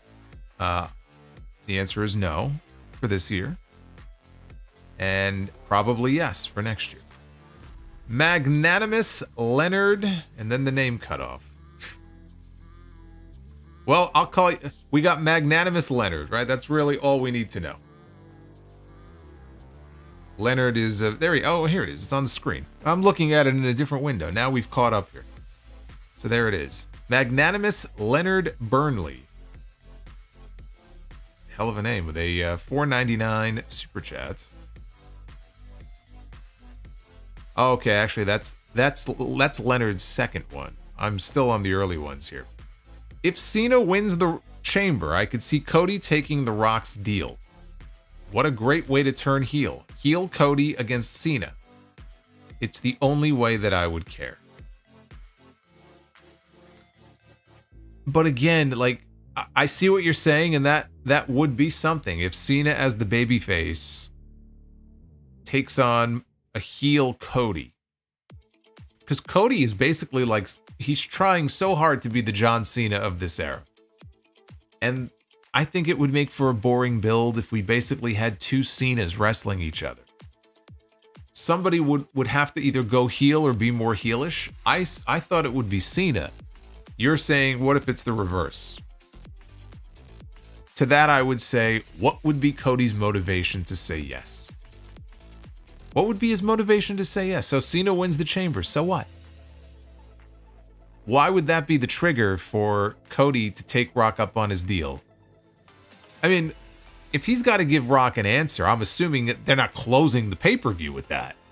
So he's going to have to give Rock his answer before he even knows who's winning the Chamber, most likely. So I'm just wondering, like, you know, in your scenario, like, what is the rationale? If you're Cody Rhodes, right, you're the quintessential babyface, you're the champion, you're almost a year into your title run. Why would he be like, yeah, you know what, Rock, I think I will take you up on that. I think I would like to have another 100 million Instagram followers. So I think I'll say yes, and I'll be your peasant. I'll be your peasant champion. It just, I don't know, it just doesn't make sense to me. Like, why he would agree to that.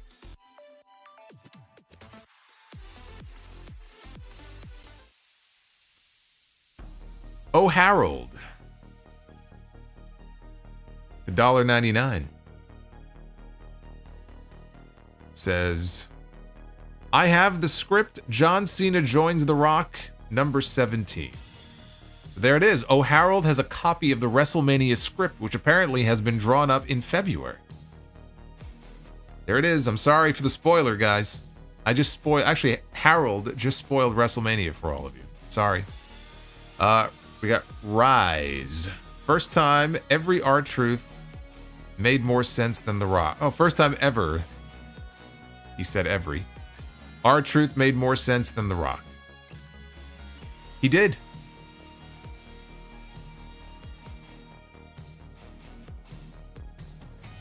Honey deep fried chicken. The Rock wants Cody Rhodes' soul like Shang Tsung from Mortal Kombat. Your soul is mine. Good old Shang Tsung. Love me some Mortal Kombat. Magnanimous Leonard Burnley says, can you imagine Cody saying, what do you want to talk about? And the crowd gives him the Dominic Mysterio treatment. I'm buying on heel Cody. So there's a lot of people that want Cody to go heel. Yet he's still going out there every single week and getting cheered.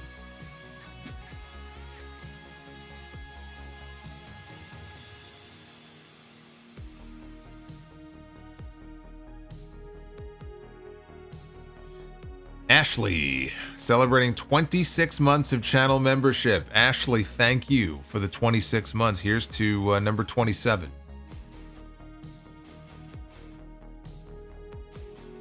Little Baby Fire Panda gifted 5 channel memberships. It's like Boots the other night, gifted 50. Got 5 more and dropped a $49 super chat. Well, Solomonster, I guess we are joining the cult of Rock. I have a prediction. Cena wins the Chamber and sells out to The Rock to win number 17 at WrestleMania. You know, it would basically be a complete copy of WrestleMania X7. Like, one of the biggest stars, if not the biggest star in the company, selling their soul to become champion because they want it that badly.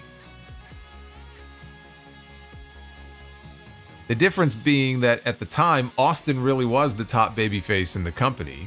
I guess it was Austin and Rock, but he was, 1A and 1B basically. But you had the top babyface that you turned heel at a time when the other top babyface was leaving to go make movies, which is why it made even less sense. Because they knew Rock was leaving. They knew he was going to film Scorpion King or whatever it was. The only reason Rock even came back, I think, in June when he did is because Austin walked out. So they had to break glass in the event of an emergency and call Rock back. Rock was not even supposed to be back.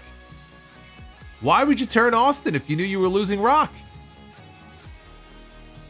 Difference now, of course, John Cena is not really full-time anymore. And they've got lots of other names that they could fall back on who are full-time. So if they wanted to do it, they can do it. I think it can make for a very compelling story. I'm just talking more about, do I think they'll actually do it? Yeah, Triple H has been playing it very safe on a lot of these big shows. Going back to Survivor Series, played it safe. Saturday Night's Main Event, played it safe. Royal Rumble, on and on and on. Raw Netflix premiere. Hasn't really taken a lot of chances or really thrown a curveball at you. Not just for the sake of shocking you, but just like everything does feel very predictable. You could kind of see where it's going. And Jey Uso winning the Rumble shocked a fair number of people. Not me, but that shocked a fair number of people. We need to see more of that on this road to Mania. Really shake things up, make people sit up in their chair and pay attention instead of assuming they just know exactly how everything is going to play out, right? Prove them wrong, but make it make sense. If you can find a way to do that, I'm on board for it, man. I think it could be great, but it has to make sense to me. It's got to make sense. Antonio Taylor, how the hell do you cut time from one match on a 3-hour show just for The Rock to cut a weird promo? I don't know, but that's what they did.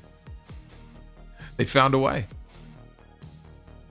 Liam Rollins. Hi, Solomonster. I wish Rock went full heel mode tonight rather than the playful heel. His promos recently make my goosebumps cringe. I love you, Solo. Are you not feeling the mana, Liam? I don't think he's feeling the mana, guys. Uffman Entertainment. Cody spent all of his time fighting the Bloodline, and now all of a sudden Rock wants him to be his brother. He basically wants Cody to join the Blood. You know what? This could be a situation where it's like, if you can't beat him, join him, right? He did beat Roman, but he can't quit this Bloodline. Maybe the best thing for Cody is to join the fucking Bloodline. That way they'll leave him alone. See, that would make sense. We'll leave you alone if you come join us. Maybe that'll be the promo Cody cuts the very next night after he turns heel. Like, I just was tired of constantly dealing with the Bloodline, so I just decided to join the family. It's like he married into the family. He'll be like an in-law.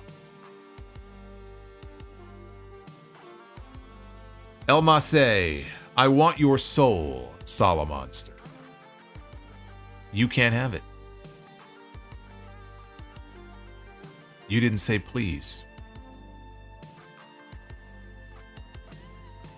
Casper, the Barbarian. I believe this is how Diddy pitched contracts, right? I said casting couch, like, it was weird. I'm sure Diddy made a lot of promises to a lot of people and convinced them that he was going to take them to heights that they've never seen before. He was going to make their dreams come true. Yeah. I want you to be my champion. Liam says, your rants on Michael Jackson, Rawful, and Hell in a Cell 2019 are audio gold. Thank you, Liam. I'm glad you enjoyed them. Money Benny, Hollywood Rock with classic Holly Weird proposals. You know what? That's true.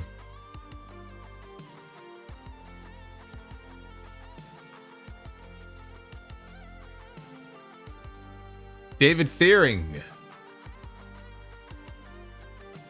Appreciate the insight on the Rock segment Solomonster. Watching it, honestly, I was confused by it, hoping things pick up at Elimination Chamber. Well, I mean, just by virtue of him being there, yeah. I would say things are going to pick up in a big way.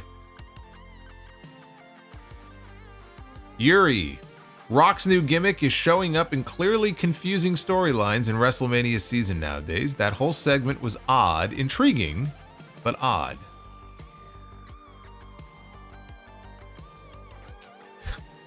Rock is taking souls and digging holes now. Power Spying Games. I'm currently in Chicago visiting the US. Well, welcome. You went to Chicago. You should have come to New York. It's probably warmer in New York than it is in Chicago right now. Being in Chicago in February, that's rough. But enjoy your stay. Fire Panda with another $49 super chat. My goodness. Cena turns at WrestleMania to win number 17, and he is interviewed on Raw. He is asked, how could you turn on the fans and sell out to The Rock? And he says, I'm John Cena. Recognize.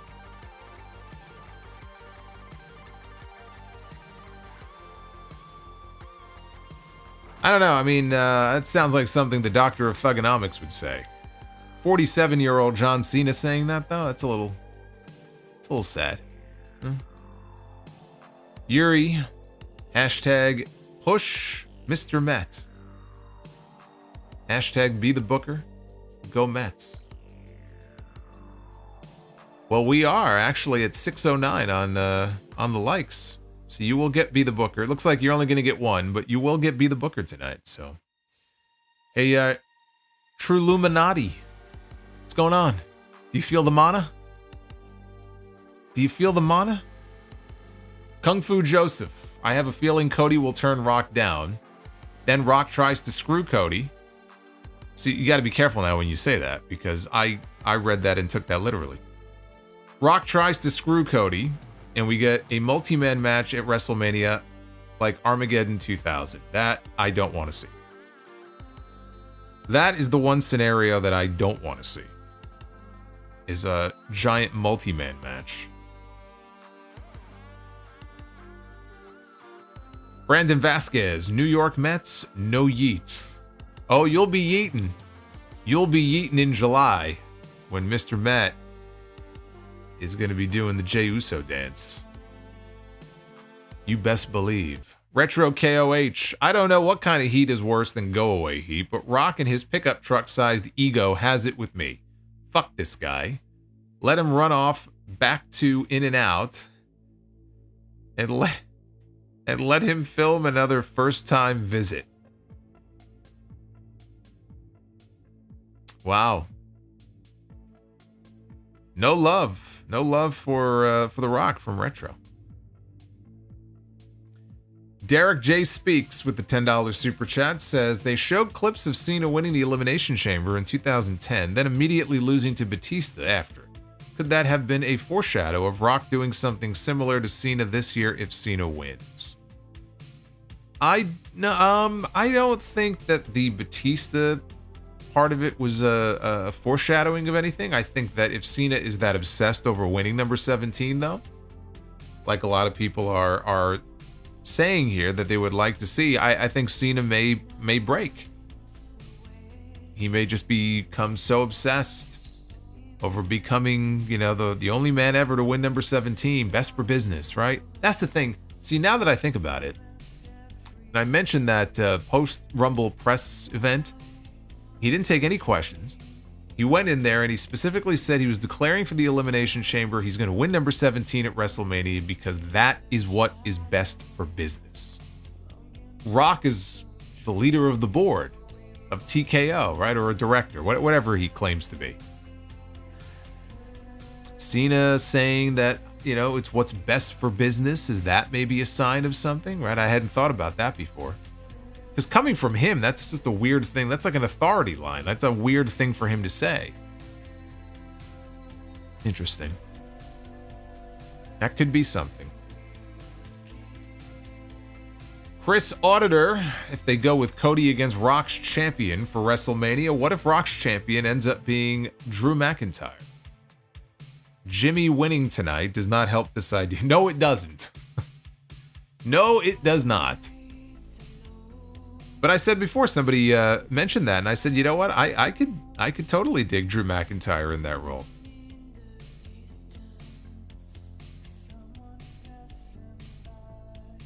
PB and Shane, Rocky got to pay the troll toll if he wants to get in Cody's hole. I mean soul.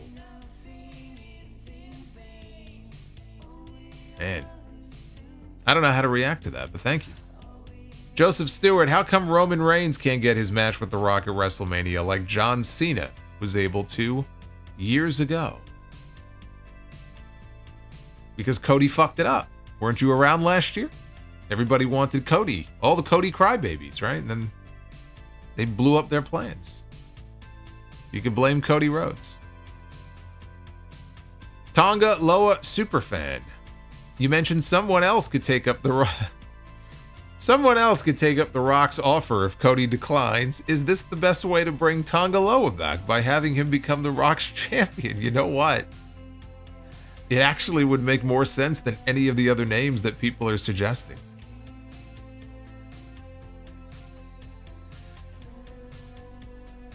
Tonga Loa Superfan, it's those super chats from you that actually do make sense that scare me the most.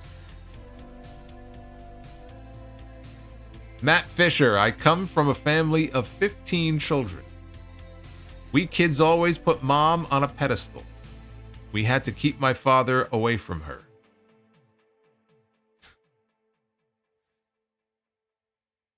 That's more than the Hart family. I think the Hart family have 13. Yeah, you should.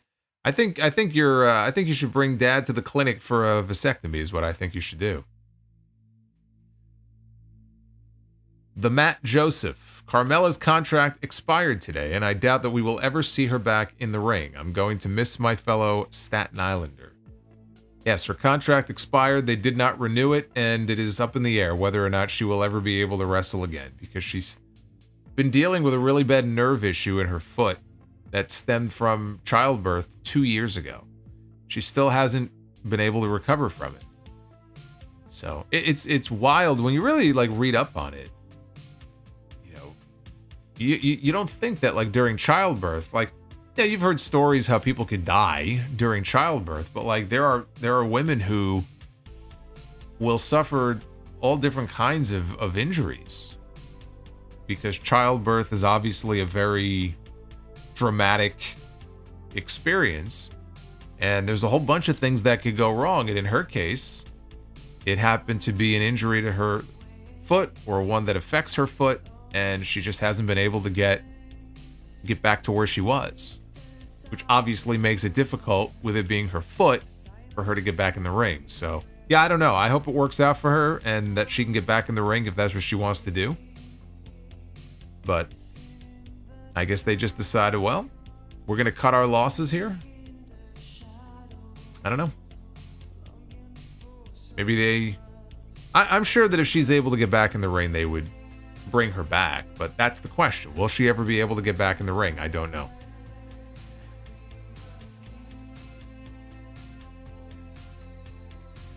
Matt says, I haven't been this confused by a segment or wrestling since I found out that Oscar of Men on a Mission left wrestling because he didn't want to be a heel.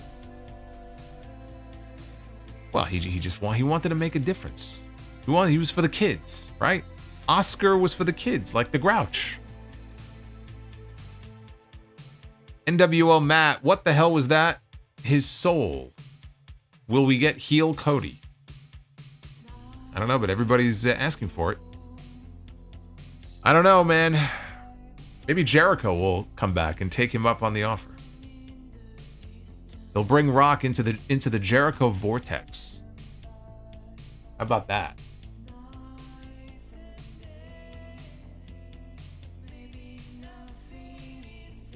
Jeremy Rose with a pair of super chats. Welcome back, Rock McMahon, to WWE. And Seth Rollins will take The Rock's offer. Run the same angle twice, though, with Seth Rollins? It's the Authority all over again. I don't know. The other names people are mentioning are far more appealing to me than Rollins in that spot. Super Pony, Mr. James needs to put down the pen. This is awful. Darth Panic, 33 months of membership. Solo, I need you to be my champion. I will be your champion. I will be the champion for all of you. How about that?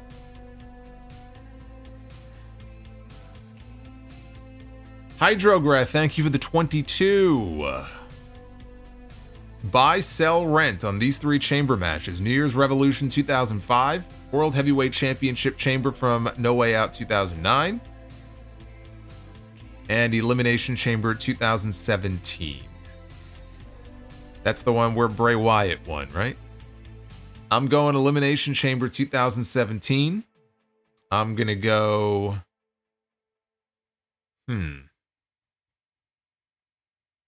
No Way Out 2009, and then New Year's Revolution 2005. Retro says, sell or set on fire. 2006 ECW Chamber or 2015 IC Title Chamber. I have no memory of that. I don't remember the 2015 one, but I know how fucking awful the 2006 one was.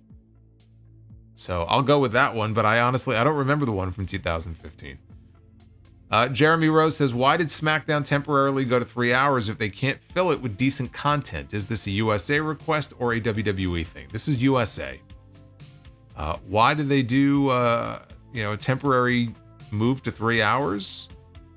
I think it was to get a feel for how the show would do. As far as the rest of your question, it beats the hell out of me. Blue Jay, I'll take a Jesse Jason Collision Corner now, to be honest. Collision Corner, man, that's his thing. He does a good job with Collision Corner. I'll leave that to Jesse on Wednesdays. Near says, buy or sell, Punk against Cena Money in the Bank or Austin Brett WrestleMania 13. Austin Brett and then Punk and Cena. Although both of them are two of my favorite matches, but Austin Brett. Clone Force, with 9 months of membership. Prayers for my friend. Her mother passed away due to cancer, and her mom's viewing and funeral is next week. So my condolences to her. I'm very sorry to hear that. I hate the C word.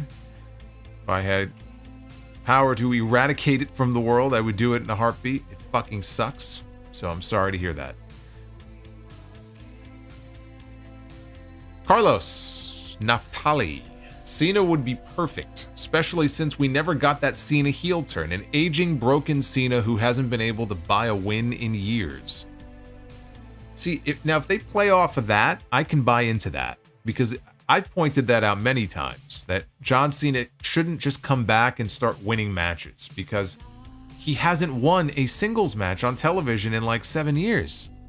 Right? And he kind of mentioned that in his first promo back on that Netflix premiere, where, I don't know, guys, I don't think I'm going to be able to do it if you haven't looked at my win-loss record over the last few years. If they lean into that more, where it's really gotten in his head, and play that up, I think there is a way to make that work and make that plausible. But, you know, they have to make that the real focus of what kind of set him off or set him over the edge. That works, though. Brandon Vasquez, Rock was acting a bit kumsi kumsa in his promo. If you know, you know. Also, I see your WrestleMania sign in the background. Where's the pyro, though, when you point to the sign? You gotta go all the way. Can't do it. Can't do it. I tried it once. Fire department came. It was a whole mess. I don't want to get into it. It didn't work out. Chris Henning. A $4.99 says, what if Punk wins the Chamber and beats Cody at Mania? Cena comes out and uses The Rock to get number 17, or Cena does it the Raw after WrestleMania. I don't like the first idea. That doesn't really work as well. Cena beating him on Raw after Mania to win the championship. I mean, that's not going to happen. You know, if they're going to shoot an angle like this, with the title changing hands, it's going to be at Mania, not the Raw after Mania. Especially an angle like that, like with Punk or Cena, let's say, selling their soul to win the championship. Like, that's a WrestleMania moment. That's not a Monday Night Raw moment. NJC. Top of the card is loaded with baby faces. Other than Drew, Cody has no heels to work with. Makes sense for him to turn heel. I mean, they may be loaded with baby faces, but those baby faces are not necessarily as over as Cody is. So you can't just say, well, there's so many baby faces, we'll just shift Cody over to the heel column. Like, there's a lot of decisions that have to go into that. Not everybody is over in the way that Cody is, or Roman Reigns, or CM Punk. Scotty Clash, Rock acting like Samoan Johnny Sins tonight. Mystic J says, I guess this means that The Rock going to have to pay the troll toll to get Cody's you know the rest. I knew the rest from the super chat that came in 20 minutes ago, because he said the same thing. Navy 4181, do you think Rock could choose Jay Uso? For some reason, I thought that said Jay Leno. Yeah, that'd be a storyline for you. Do you think The Rock could choose Jay Leno? Do you think The Rock could choose Jay Uso? This can make it look like it would be the only way that Jay could beat Gunther and become the next tribal chief. No. I think Jay has made it a point, like, I know I can beat him, like I can do it on my own. And again, Mr. Met is going to be yeeting in July, right? Mr. Met's not going to yeet for somebody who sells his soul. What do you think? Is Mr. Met going to go heel? He's going to sell his soul and go to the dark side too. What's he going to do? He's going to show up at City Field wearing pinstripes? That's the day I no longer wear my Met shirt. If Mr. Met turns heel on all the fans. Can't have that. John Sterniker, who do you see Finn Balor and Dominic Mysterio wrestling at WrestleMania this year? Each other. Super Pony. Have you seen Steen versus Generico from Final Battle 2010? And do you think the unsanctioned match will be anywhere near as crazy as that? Yes and no. I have seen it, and it will not be as crazy as that. Capone the Gamer.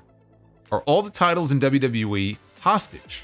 I don't mind it with the main titles, but it seems with all of the titles, still few people get a chance to hold gold.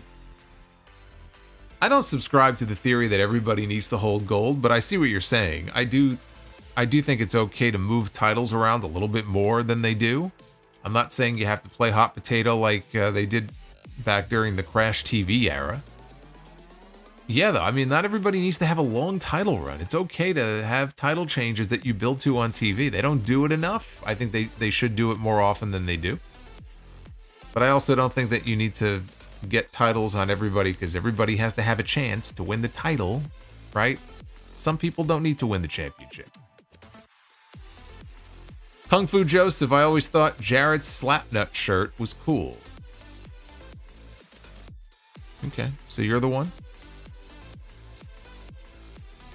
And Jeremy Rose, Mr. Met sold their soul, giving Solo that contract. Oh, Soto. I said Solo. I'll take that contract.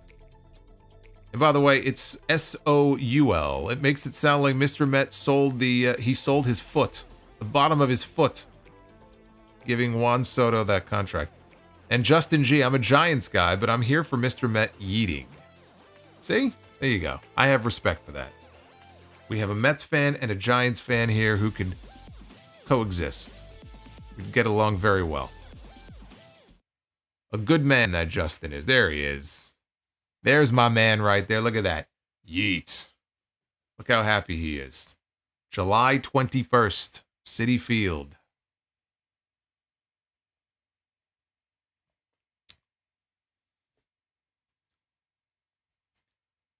The Wyatt Six won the Observer newsletter worst gimmick of 2024. We haven't seen them at all in 2025. It's like they don't even exist.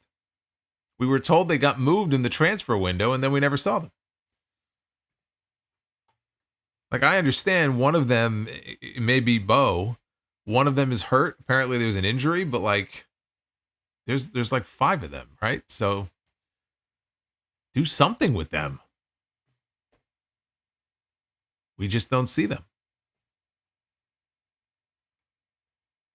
Tony McCann is with us tonight. Solo, I don't have a brother. Will you be my brother?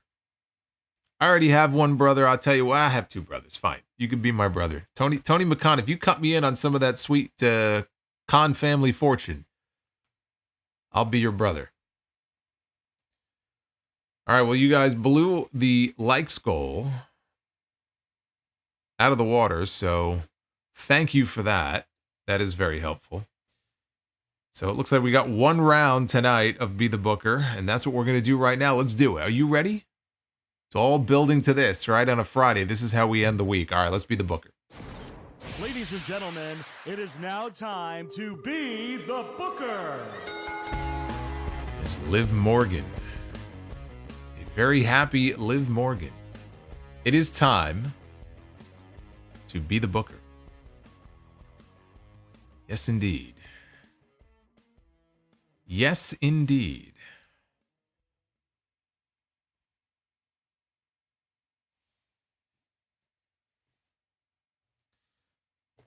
Are you kidding me? We just saw these two in the same match on TV tonight. The Miz and R-Truth kicking us off in Be the Booker. This is from WrestleMania last year. It's from last year's WrestleMania.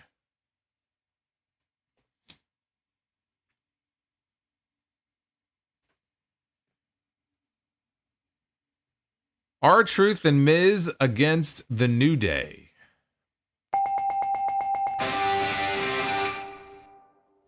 It's marginal.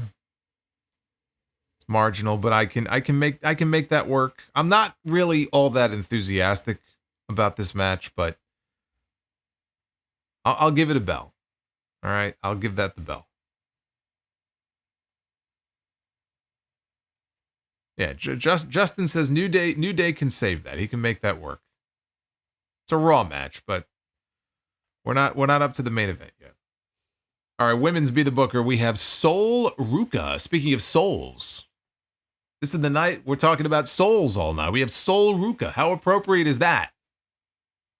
Soul Ruka. Hey, there it is. Maybe that's going to be the one to take Rock up on his offer. It'll be Soul Ruka.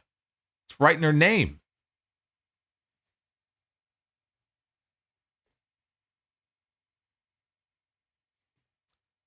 Soul Ruka will take on the ninth wonder of the world, China.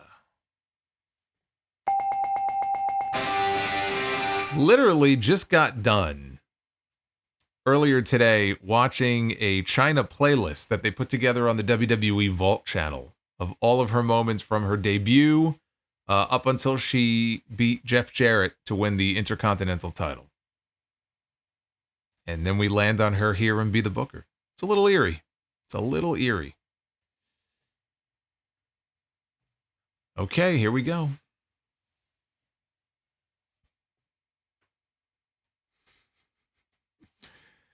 Main event time.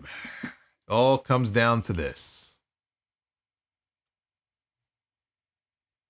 I don't know. Tommaso Ciampa, one half of the current WWE Tag Team Champions, is in our main event here. Tommaso Ciampa.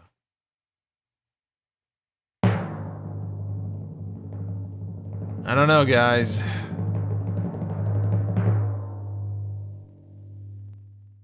Oh, Tommaso Ciampa against Hiroshi Tanahashi.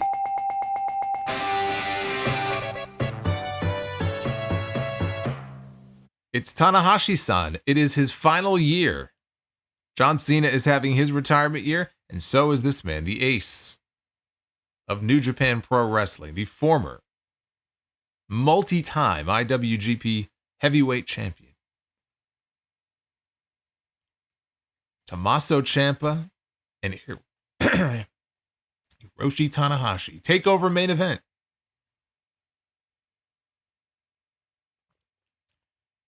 That's right. There you go. Fire Panda says, God bless the ace. Well, at least we got a sweep. We certainly didn't get one the other night. So at least we got one tonight. Devin from New Jersey. Buy or sell, better return. Undertaker in 2000 or Triple H in 2002. I think some people may disagree on this, but I'm going to go Undertaker in 2000. When Undertaker came back as the American Badass, like, go back and watch that and how crazy the people went in Louisville that night. It was insane. Right at the end of that Iron Man match. I know they went crazy in Madison Square Garden in 2002. I'm not saying they didn't. I'm going American Badass all the way on that. Crazy says, hit the buzzer. It's Ciampa. Not a fan? Not a fan, are you? Tonga Loa super fan. Favorite fast food or back when you used to eat it? Roy Rogers used to be my favorite. And then Roy Rogers is just not around anymore. Every now and then I feel like you'll find one. Like if you're on the road, you pull into like a rest stop somewhere. Like I think there are still Roy Rogers restaurants. But not like they used to, at least not in New York. I used to go to their Fixin's bar. I love their pickles. I would stock up on all the pickles. Their chicken was great. If I had to pick another one, I'd go Popeyes. And Crazy says, Tanahashi barely saved it. That's what I was waiting for. I was waiting to see who the opponent was going to be. Because that was going to be borderline.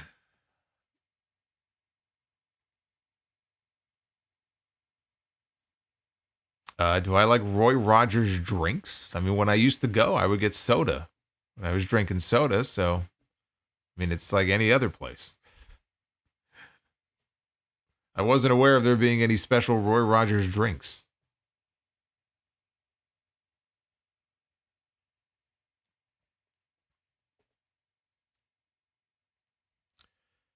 Man, it's making me sad that there's so many people in the chat who have no idea what Roy Rogers is.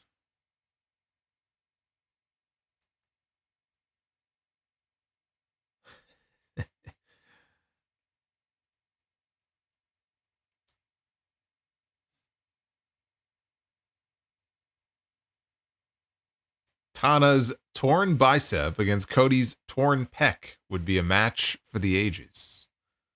Age being the key word there, yes. When it comes to Tanahashi.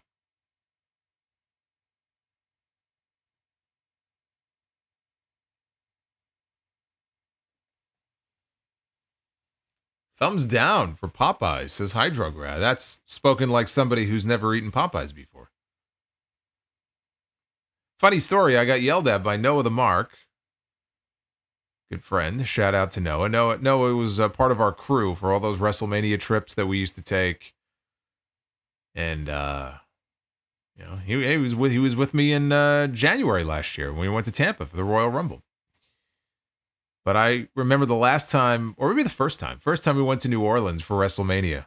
And they have great food and great fried chicken in New Orleans. But all I wanted to do was go eat at Popeyes. And I remember he yelled at me. He's like, you came to New Orleans to go eat chicken at Popeyes. I'm like, yeah. Why not? Retro KOH says, in Vietnam, Lotteria's Double Burger. Interesting. Hey, Chris Talbot. What's going on, Chris?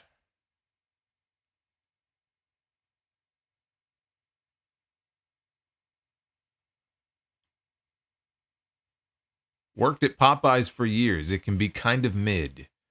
Well, I mean, it really depends on the location. I used to like Applebee's until it went to total shit. Last 2 Applebee's I've been to, the service is absolute fucking garbage. And the food wasn't even that great. They've really fallen off. I used to like them, but they've fallen off. I guess there goes that Applebee sponsorship, I guess. Oh well.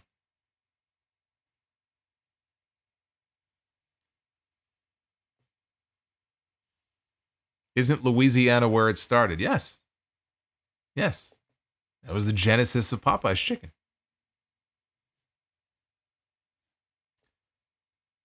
Love that chicken from Popeyes.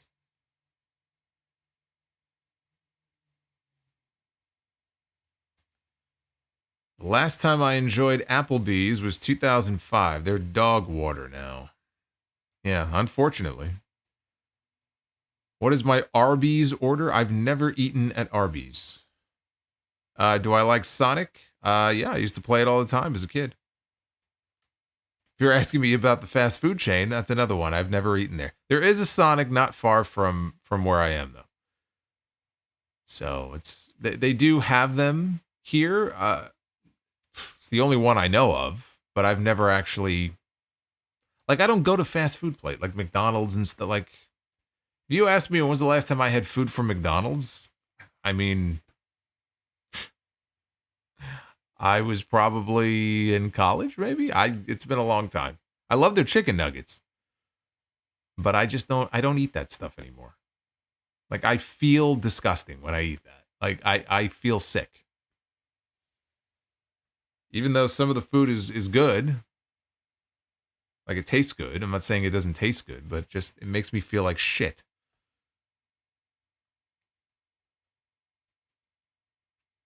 Nope, no Arby's. No Arby's. I know they have the meats, but no Arby's.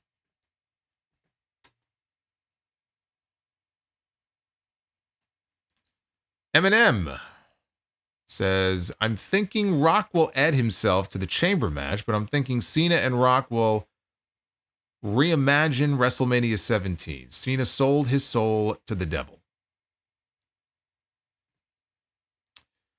Could be. I mean, the more I think about it, the more I think there are definite ways to make it work, and it would certainly make this run a lot more interesting. But only if he's going to be around. You know, if you're going to put the title on him at WrestleMania and turn him heel, he better be on fucking TV like almost every week. None of this like show up once a month bullshit. CJ LaChapelle, Bayley is the first woman wrestler for me to care about the women just as much and even sometimes more than the men's matches. Who was the first woman for you that you cared about that much? Women's personality or women's wrestler? Because I loved Miss Elizabeth back in the day. But I mean, if you mean like in-ring women's wrestler that I cared about, like to see their matches and stuff.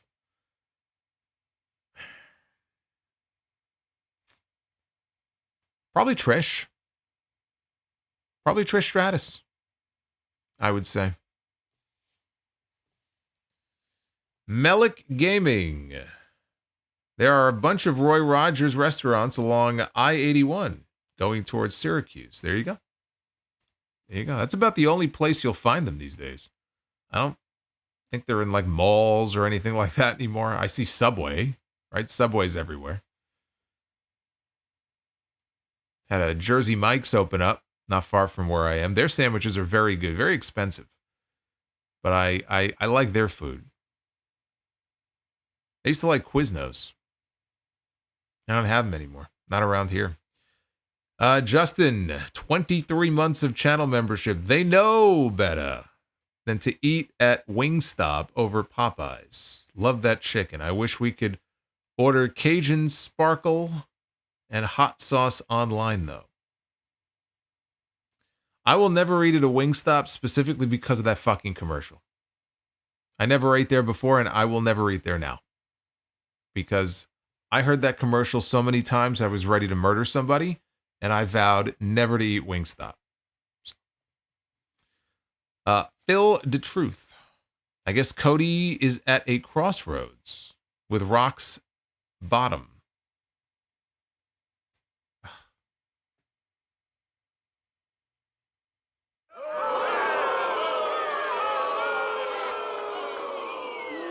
You suck. Out. Get out. Get out, Phil.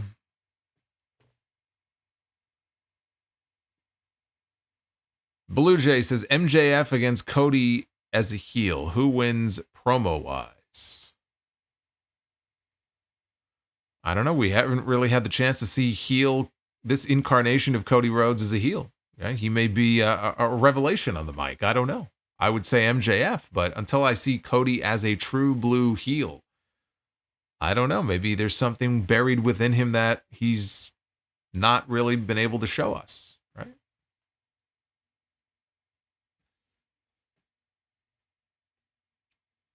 I mean, look what turning heel did for Rock when he first was coming up, right? He went from Rocky Maivia to The Rock, and it just like a totally different person. Made a world of difference.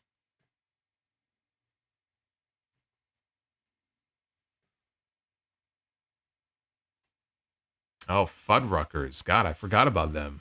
Yeah, there was another one, Bennigan's. They had great baby back ribs. I used to love their baby back ribs. I would go in there every now and then. They were out on the island. And they're not around anymore. There was another one called Hula Hands. I don't know if that was part of a chain. They went out of business. There was a PF Chang's that I used to go to. Honestly. Every now and then, I love their food. They went out of business. They're all gone. They're all gone.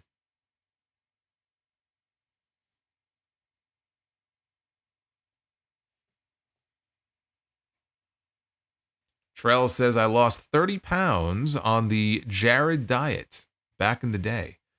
I'll bet Jared's on a diet now. The only thing he's eating is, I'd rather not say. It's not like Jared made the sandwiches. I do not get the appeal of Whataburger. Yeah, when I went out to California for WrestleMania many years ago, was it Whataburger or In-N-Out? Whichever one is out there. I went there for the first time. It was good. It was all right. It wasn't like out of this world or anything like that. It's not like I'm going to fly across the country to go eat it. It was like, it's all right. It's fine. I had a better time eating pulled pork when I was in Dallas for WrestleMania. Now that was good. They just put it on some paper, whatever it is. It's contact paper or whatever. You just put whatever shit on there you want. You just eat it. It's great.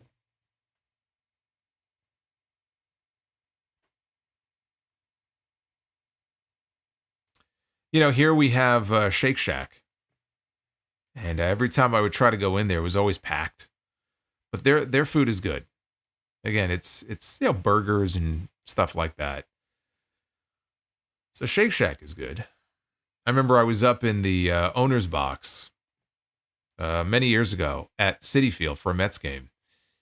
And I walk in and, you know, because my boss was friends with the owner of the team. And so we went to the game. And they had this whole, like, wall of just food. You go and take whatever food you want. They had all kinds of food. It was great. And there was a politician who was also invited that night, who came into the box, a now former governor. And this fucking guy, he made a beeline. Like, he comes in with his family and he just makes a beeline for the food. And I'm like, okay, well, I'll get out of the way. And he stocked up pretty good. Not that I blame him. I mean, the food was good, but it was like, geez, ease up there a little bit, dude. Ease up. Carl's Jr. and Hardee's.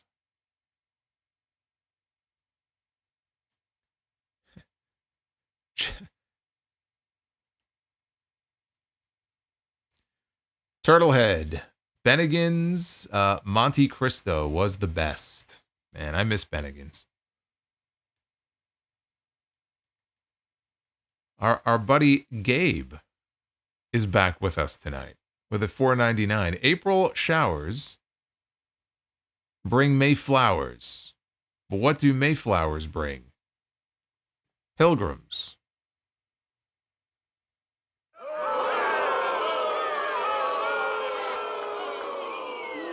You suck.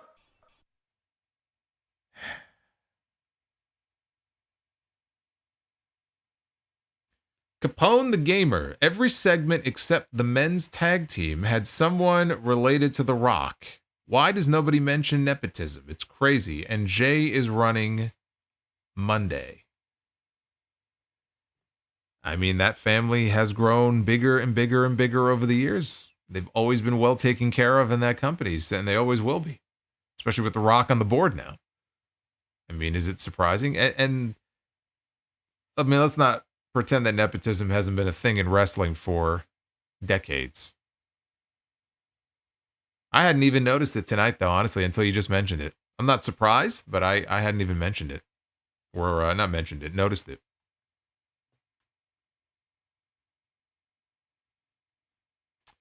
Hey, Abbas. Thank you, Abbas. That joke is as old as the Pilgrims.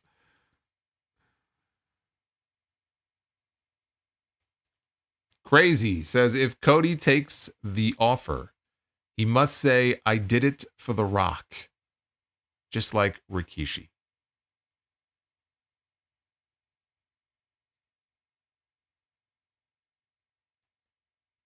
Drew McIntyre tweeted, can't escape the Bloodline vortex. Well, what do you think is worse, the Bloodline vortex or the Jericho vortex? Which would you rather be a victim of? The Bloodline vortex or the Jericho one? Why is Solomonster a Punk hater? Why does he hate Punk so much? What did he ever do to him?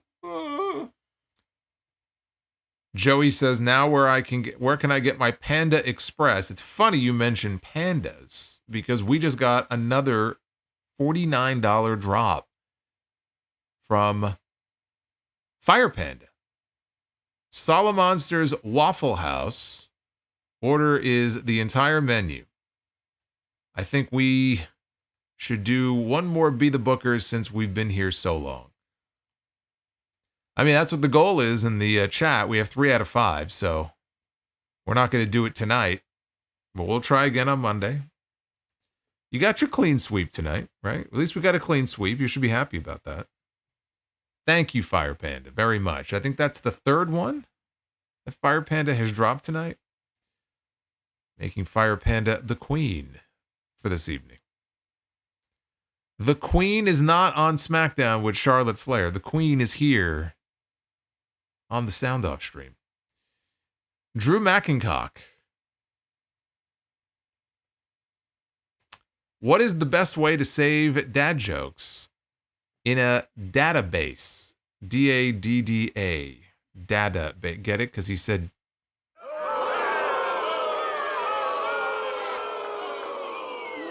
You suck.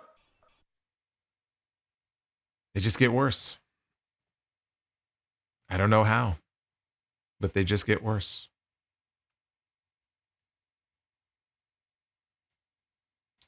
Sizzler Steakhouse. I've only been to that place once in my life, and it was when the place was shutting down. Popcorn shrimp was good, though. What about Outback? Anyone like Outback Steakhouse? I think it's good, but I don't know. I've been to a couple different locations, a little hit or miss.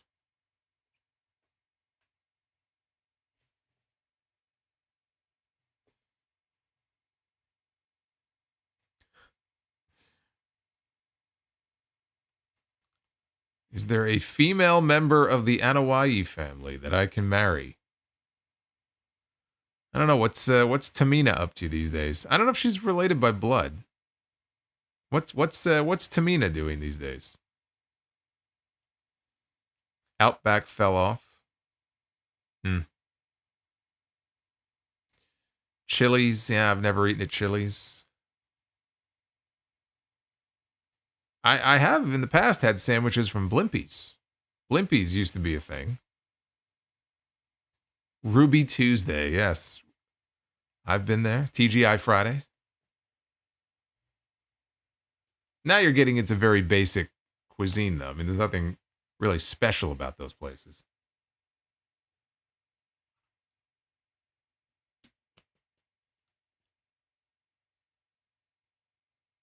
Aren't Tamina and Tozawa, are they still married? I thought they got divorced on TV. Golden Corral? Nope, never eaten there. Nope. Can't say that I have. Long John Silver's. Red Robin. God, I know all these places. I've just never actually eaten there before. Are any of them even worth eating at? Friendlies. I used to like Friendlies. I didn't have any of the ice cream there. It's just as far as like the regular food they had. They had good soup, believe it or not. I had good chicken noodle soup once at Friendlies. People go there for the ice cream. I go there for the soup. I'm weird. What can I say? You never hear anybody going like, boy, you know, that Friendly soup was really good. It's always about the ice cream, but I can't have it anymore. So it's like I go there, I get soup.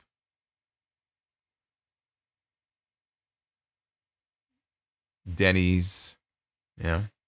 I went to IHOP last year. Came back from a trip in Atlanta and decided, you know, I'm going to go into the IHOP that's nearby. And I didn't like it. It's the amazing Gunther. Jerry Lawler loves Gunther, the Magnificent. Oh, look who it is. All hail Gunther. Set off the air horn because King Nader just dropped a $50 super chat. Like $1 more than Fire Panda. Why do gorillas have big nostrils? Because they have big fingers.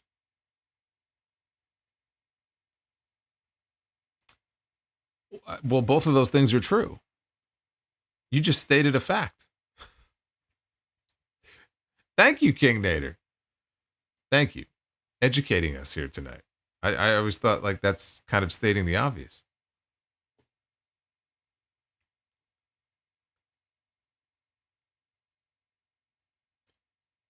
good to hear Gunther on the stream tonight. So now we're at 4 out of 5 on that goal. Look at that. We went from 2 out of 5 to 4 out of 5. My hotel waffle. Well, that message just went by way too quickly. Did I ever eat at WWF New York? Yes. I've talked about that here on the streams before. I went there several times, actually, including once when they did a live Sunday Night Heat. Not the matches, but they were hosting from there for Sunday Night Heat. The food was good. They had a good burger there. Believe it or not, yeah. The burger was actually very good. I don't remember what other food I had there, but I remember the merch store when you first walked in on the main level and they were playing entrance music and then they had all the merchandise laid out. That was cool. And then you would go down some stairs in the restaurant, and it was a club really also. They had like a stage, but the restaurant was downstairs. So.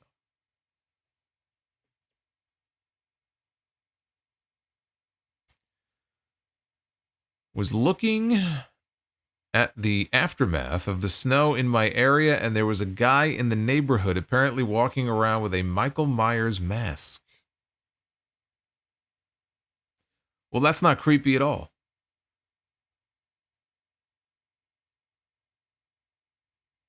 Are you sure it was a Michael Myers mask? Maybe he was just wearing a mask and it snowed, and it looked like a Michael Myers mask because it was white.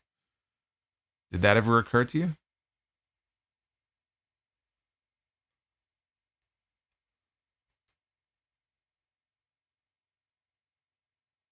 Favorite Italian food? My favorite Italian food used to be baked ziti. And I haven't been able to have that in many, many years. But that I used to love baked ziti. And now it is basically when I do have Italian, it's usually just like pasta with oil, basically. It's pretty much all I can have. Again, it's the cheese, man. I can't do the cheese anymore. It sucks. Ravioli. Oh, yeah. I used to like ravioli when I was a kid. Chef Boyardee, baby. Chef Boyardee. Ever had Chick-fil-A? Funny you mentioned that. I didn't know what that was. So the timer is going. Oh, that's what that is. The countdown timer on the on the goal. That's what that is. So if you're wondering what that is, that little 3-minute countdown is what's left on that. It's funny you mentioned that though, because right before the pandemic hit and shut everything down 5 years ago, they had just opened a Chick-fil-A on 7th Avenue, not far from where my office was in the city. It's the amazing Gunther. Jerry Lawler loves Gunther the Magnificent. All hail Gunther.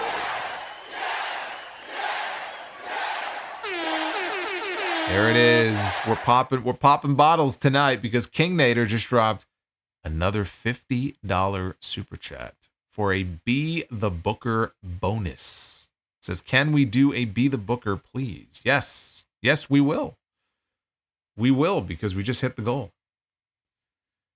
Well, you guys are daring tonight because we almost ended on a clean sweep. It was kind of a weak one, but like now we're really taking a chance here. I don't know what we're going to end up with.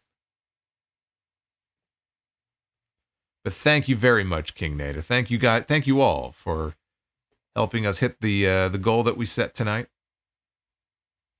But what I was saying here before I get to Be the Booker is they had just opened the Chick-fil-A 3 or 4 blocks maybe from where I was working. So I went over there to see what all the hoopla was because I'd never eaten from there before. And that's the real deal, man. That's some good food they got there. I had a chicken sandwich and their fries, and it was very good. And I'm actually grateful that things got shut down when they did, because I fear that if that had never happened, I would have been eating at Chick-fil-A a lot more often than I should have been. I'd be sitting here right now, I'd be 260 pounds. You'd be seeing a lot more of Solomonster than you're seeing now. So I think it kind of worked out in the end for me, but I thought it was good. I enjoyed it. Rojo Bear, welcome. You are a Sound Off superstar. Welcome, my friend.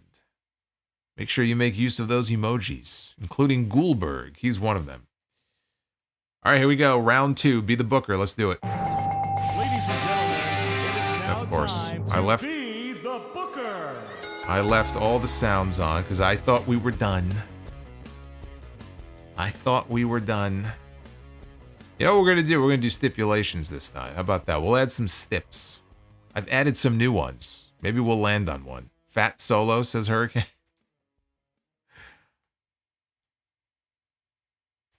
$260 and shredded. Yeah, well, hopefully we never find out. Okay, here we go. Here we go. We're going to have a tag team hardcore match. All right, so that's what we're doing here. Tag team hardcore match. Get them off my screen. It's going to be the Head Shrinkers. Uh-oh. Who was it before who made the comment about how all the matches tonight had members of the Anoa'i family? Well, we have them in Be the Booker as well, because now the Head Shrinkers are here.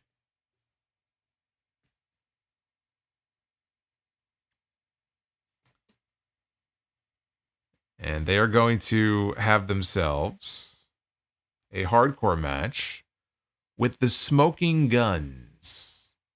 How are we feeling about this?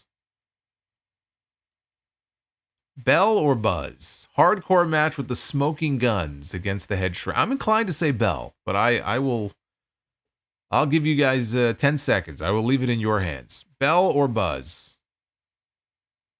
We have Buzz. We have Bell. Bell. All right, we'll give it a Bell. Bart Gunn, man. I'm telling you, Bart Gunn. Tough son of a bitch. Brawl for all. In a hardcore match, he could hold his own.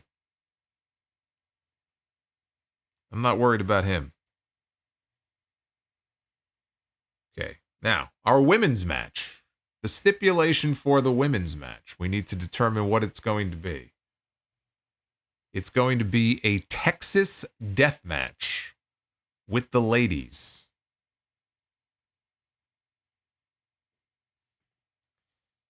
Okay. A Texas death match. This is going to get bloody. It's going to get very bloody here.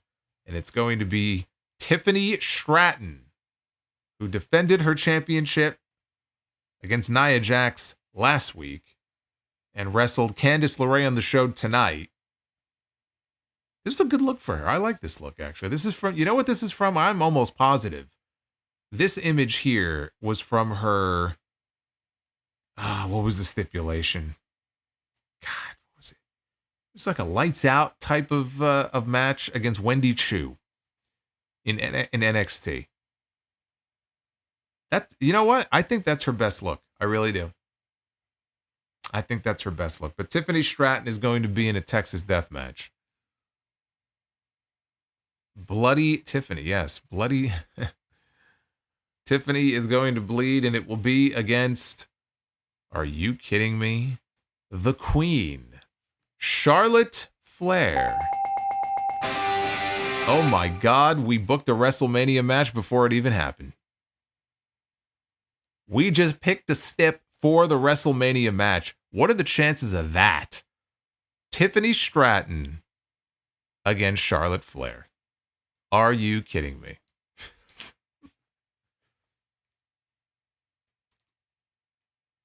We beat them to the punch.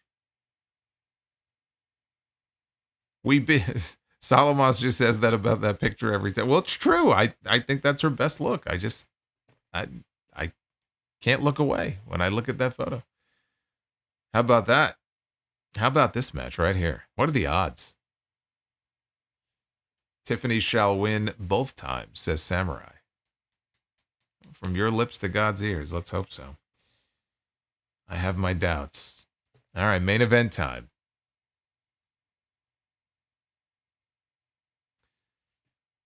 Our main event is going to be a Hell in a Cell match. Good old Hell in a Cell. All right. And who will be in this Hell in a Cell match?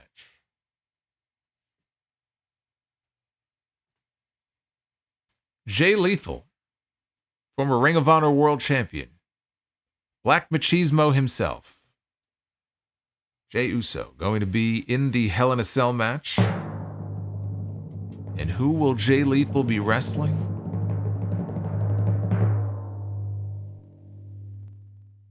Bray Wyatt against Jay Lethal inside Hell in a Cell.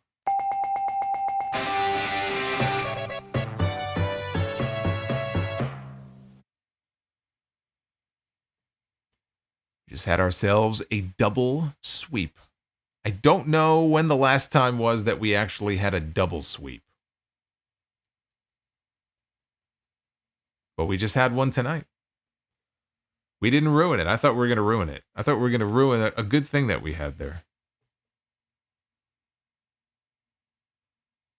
Boy, everybody's saying a buzz.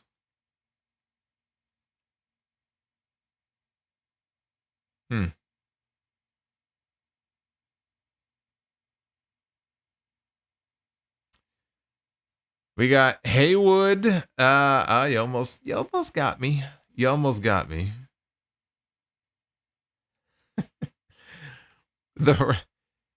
Hey, Haywood, thanks.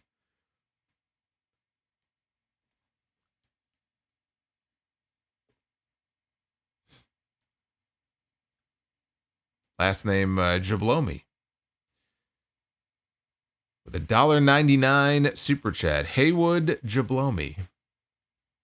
The Rock's promos are so cringe nowadays.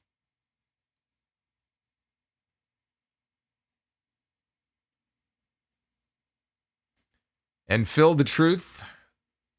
Why did Jacob Fatu stomp his feet in front of The Rock? Because they want Cody's solo. I'm Sikoa, all of you, for not laughing at my oh boy. Okay, we're done here. Phil, thank you. That's my cue to wrap it up. Terrible. Thank you guys for a fun night here on the stream. Fun discussion about The Rock and all the craziness that went down in that segment tonight. I'm going to be back with you on this channel live on Monday night for the Raw Post Show. But before then, we have episode 902 of The Sound Off coming up later this afternoon on Sunday. Later in the afternoon on Sunday. So watch for the podcast. Hit that like button on your way out if you have not already done so. Drew McIntyre, you are the GOAT. Thank you, sir. It's very kind of you. I try. I do my best. Me and Mr. Matt, we're going to go off into the night. We're going to go yeet together. That's what we are going to go do. And on that note, be well, stay safe, have yourselves a great night, and a great weekend. Come on back Monday night for the Raw Post Show. Until then, take care, guys.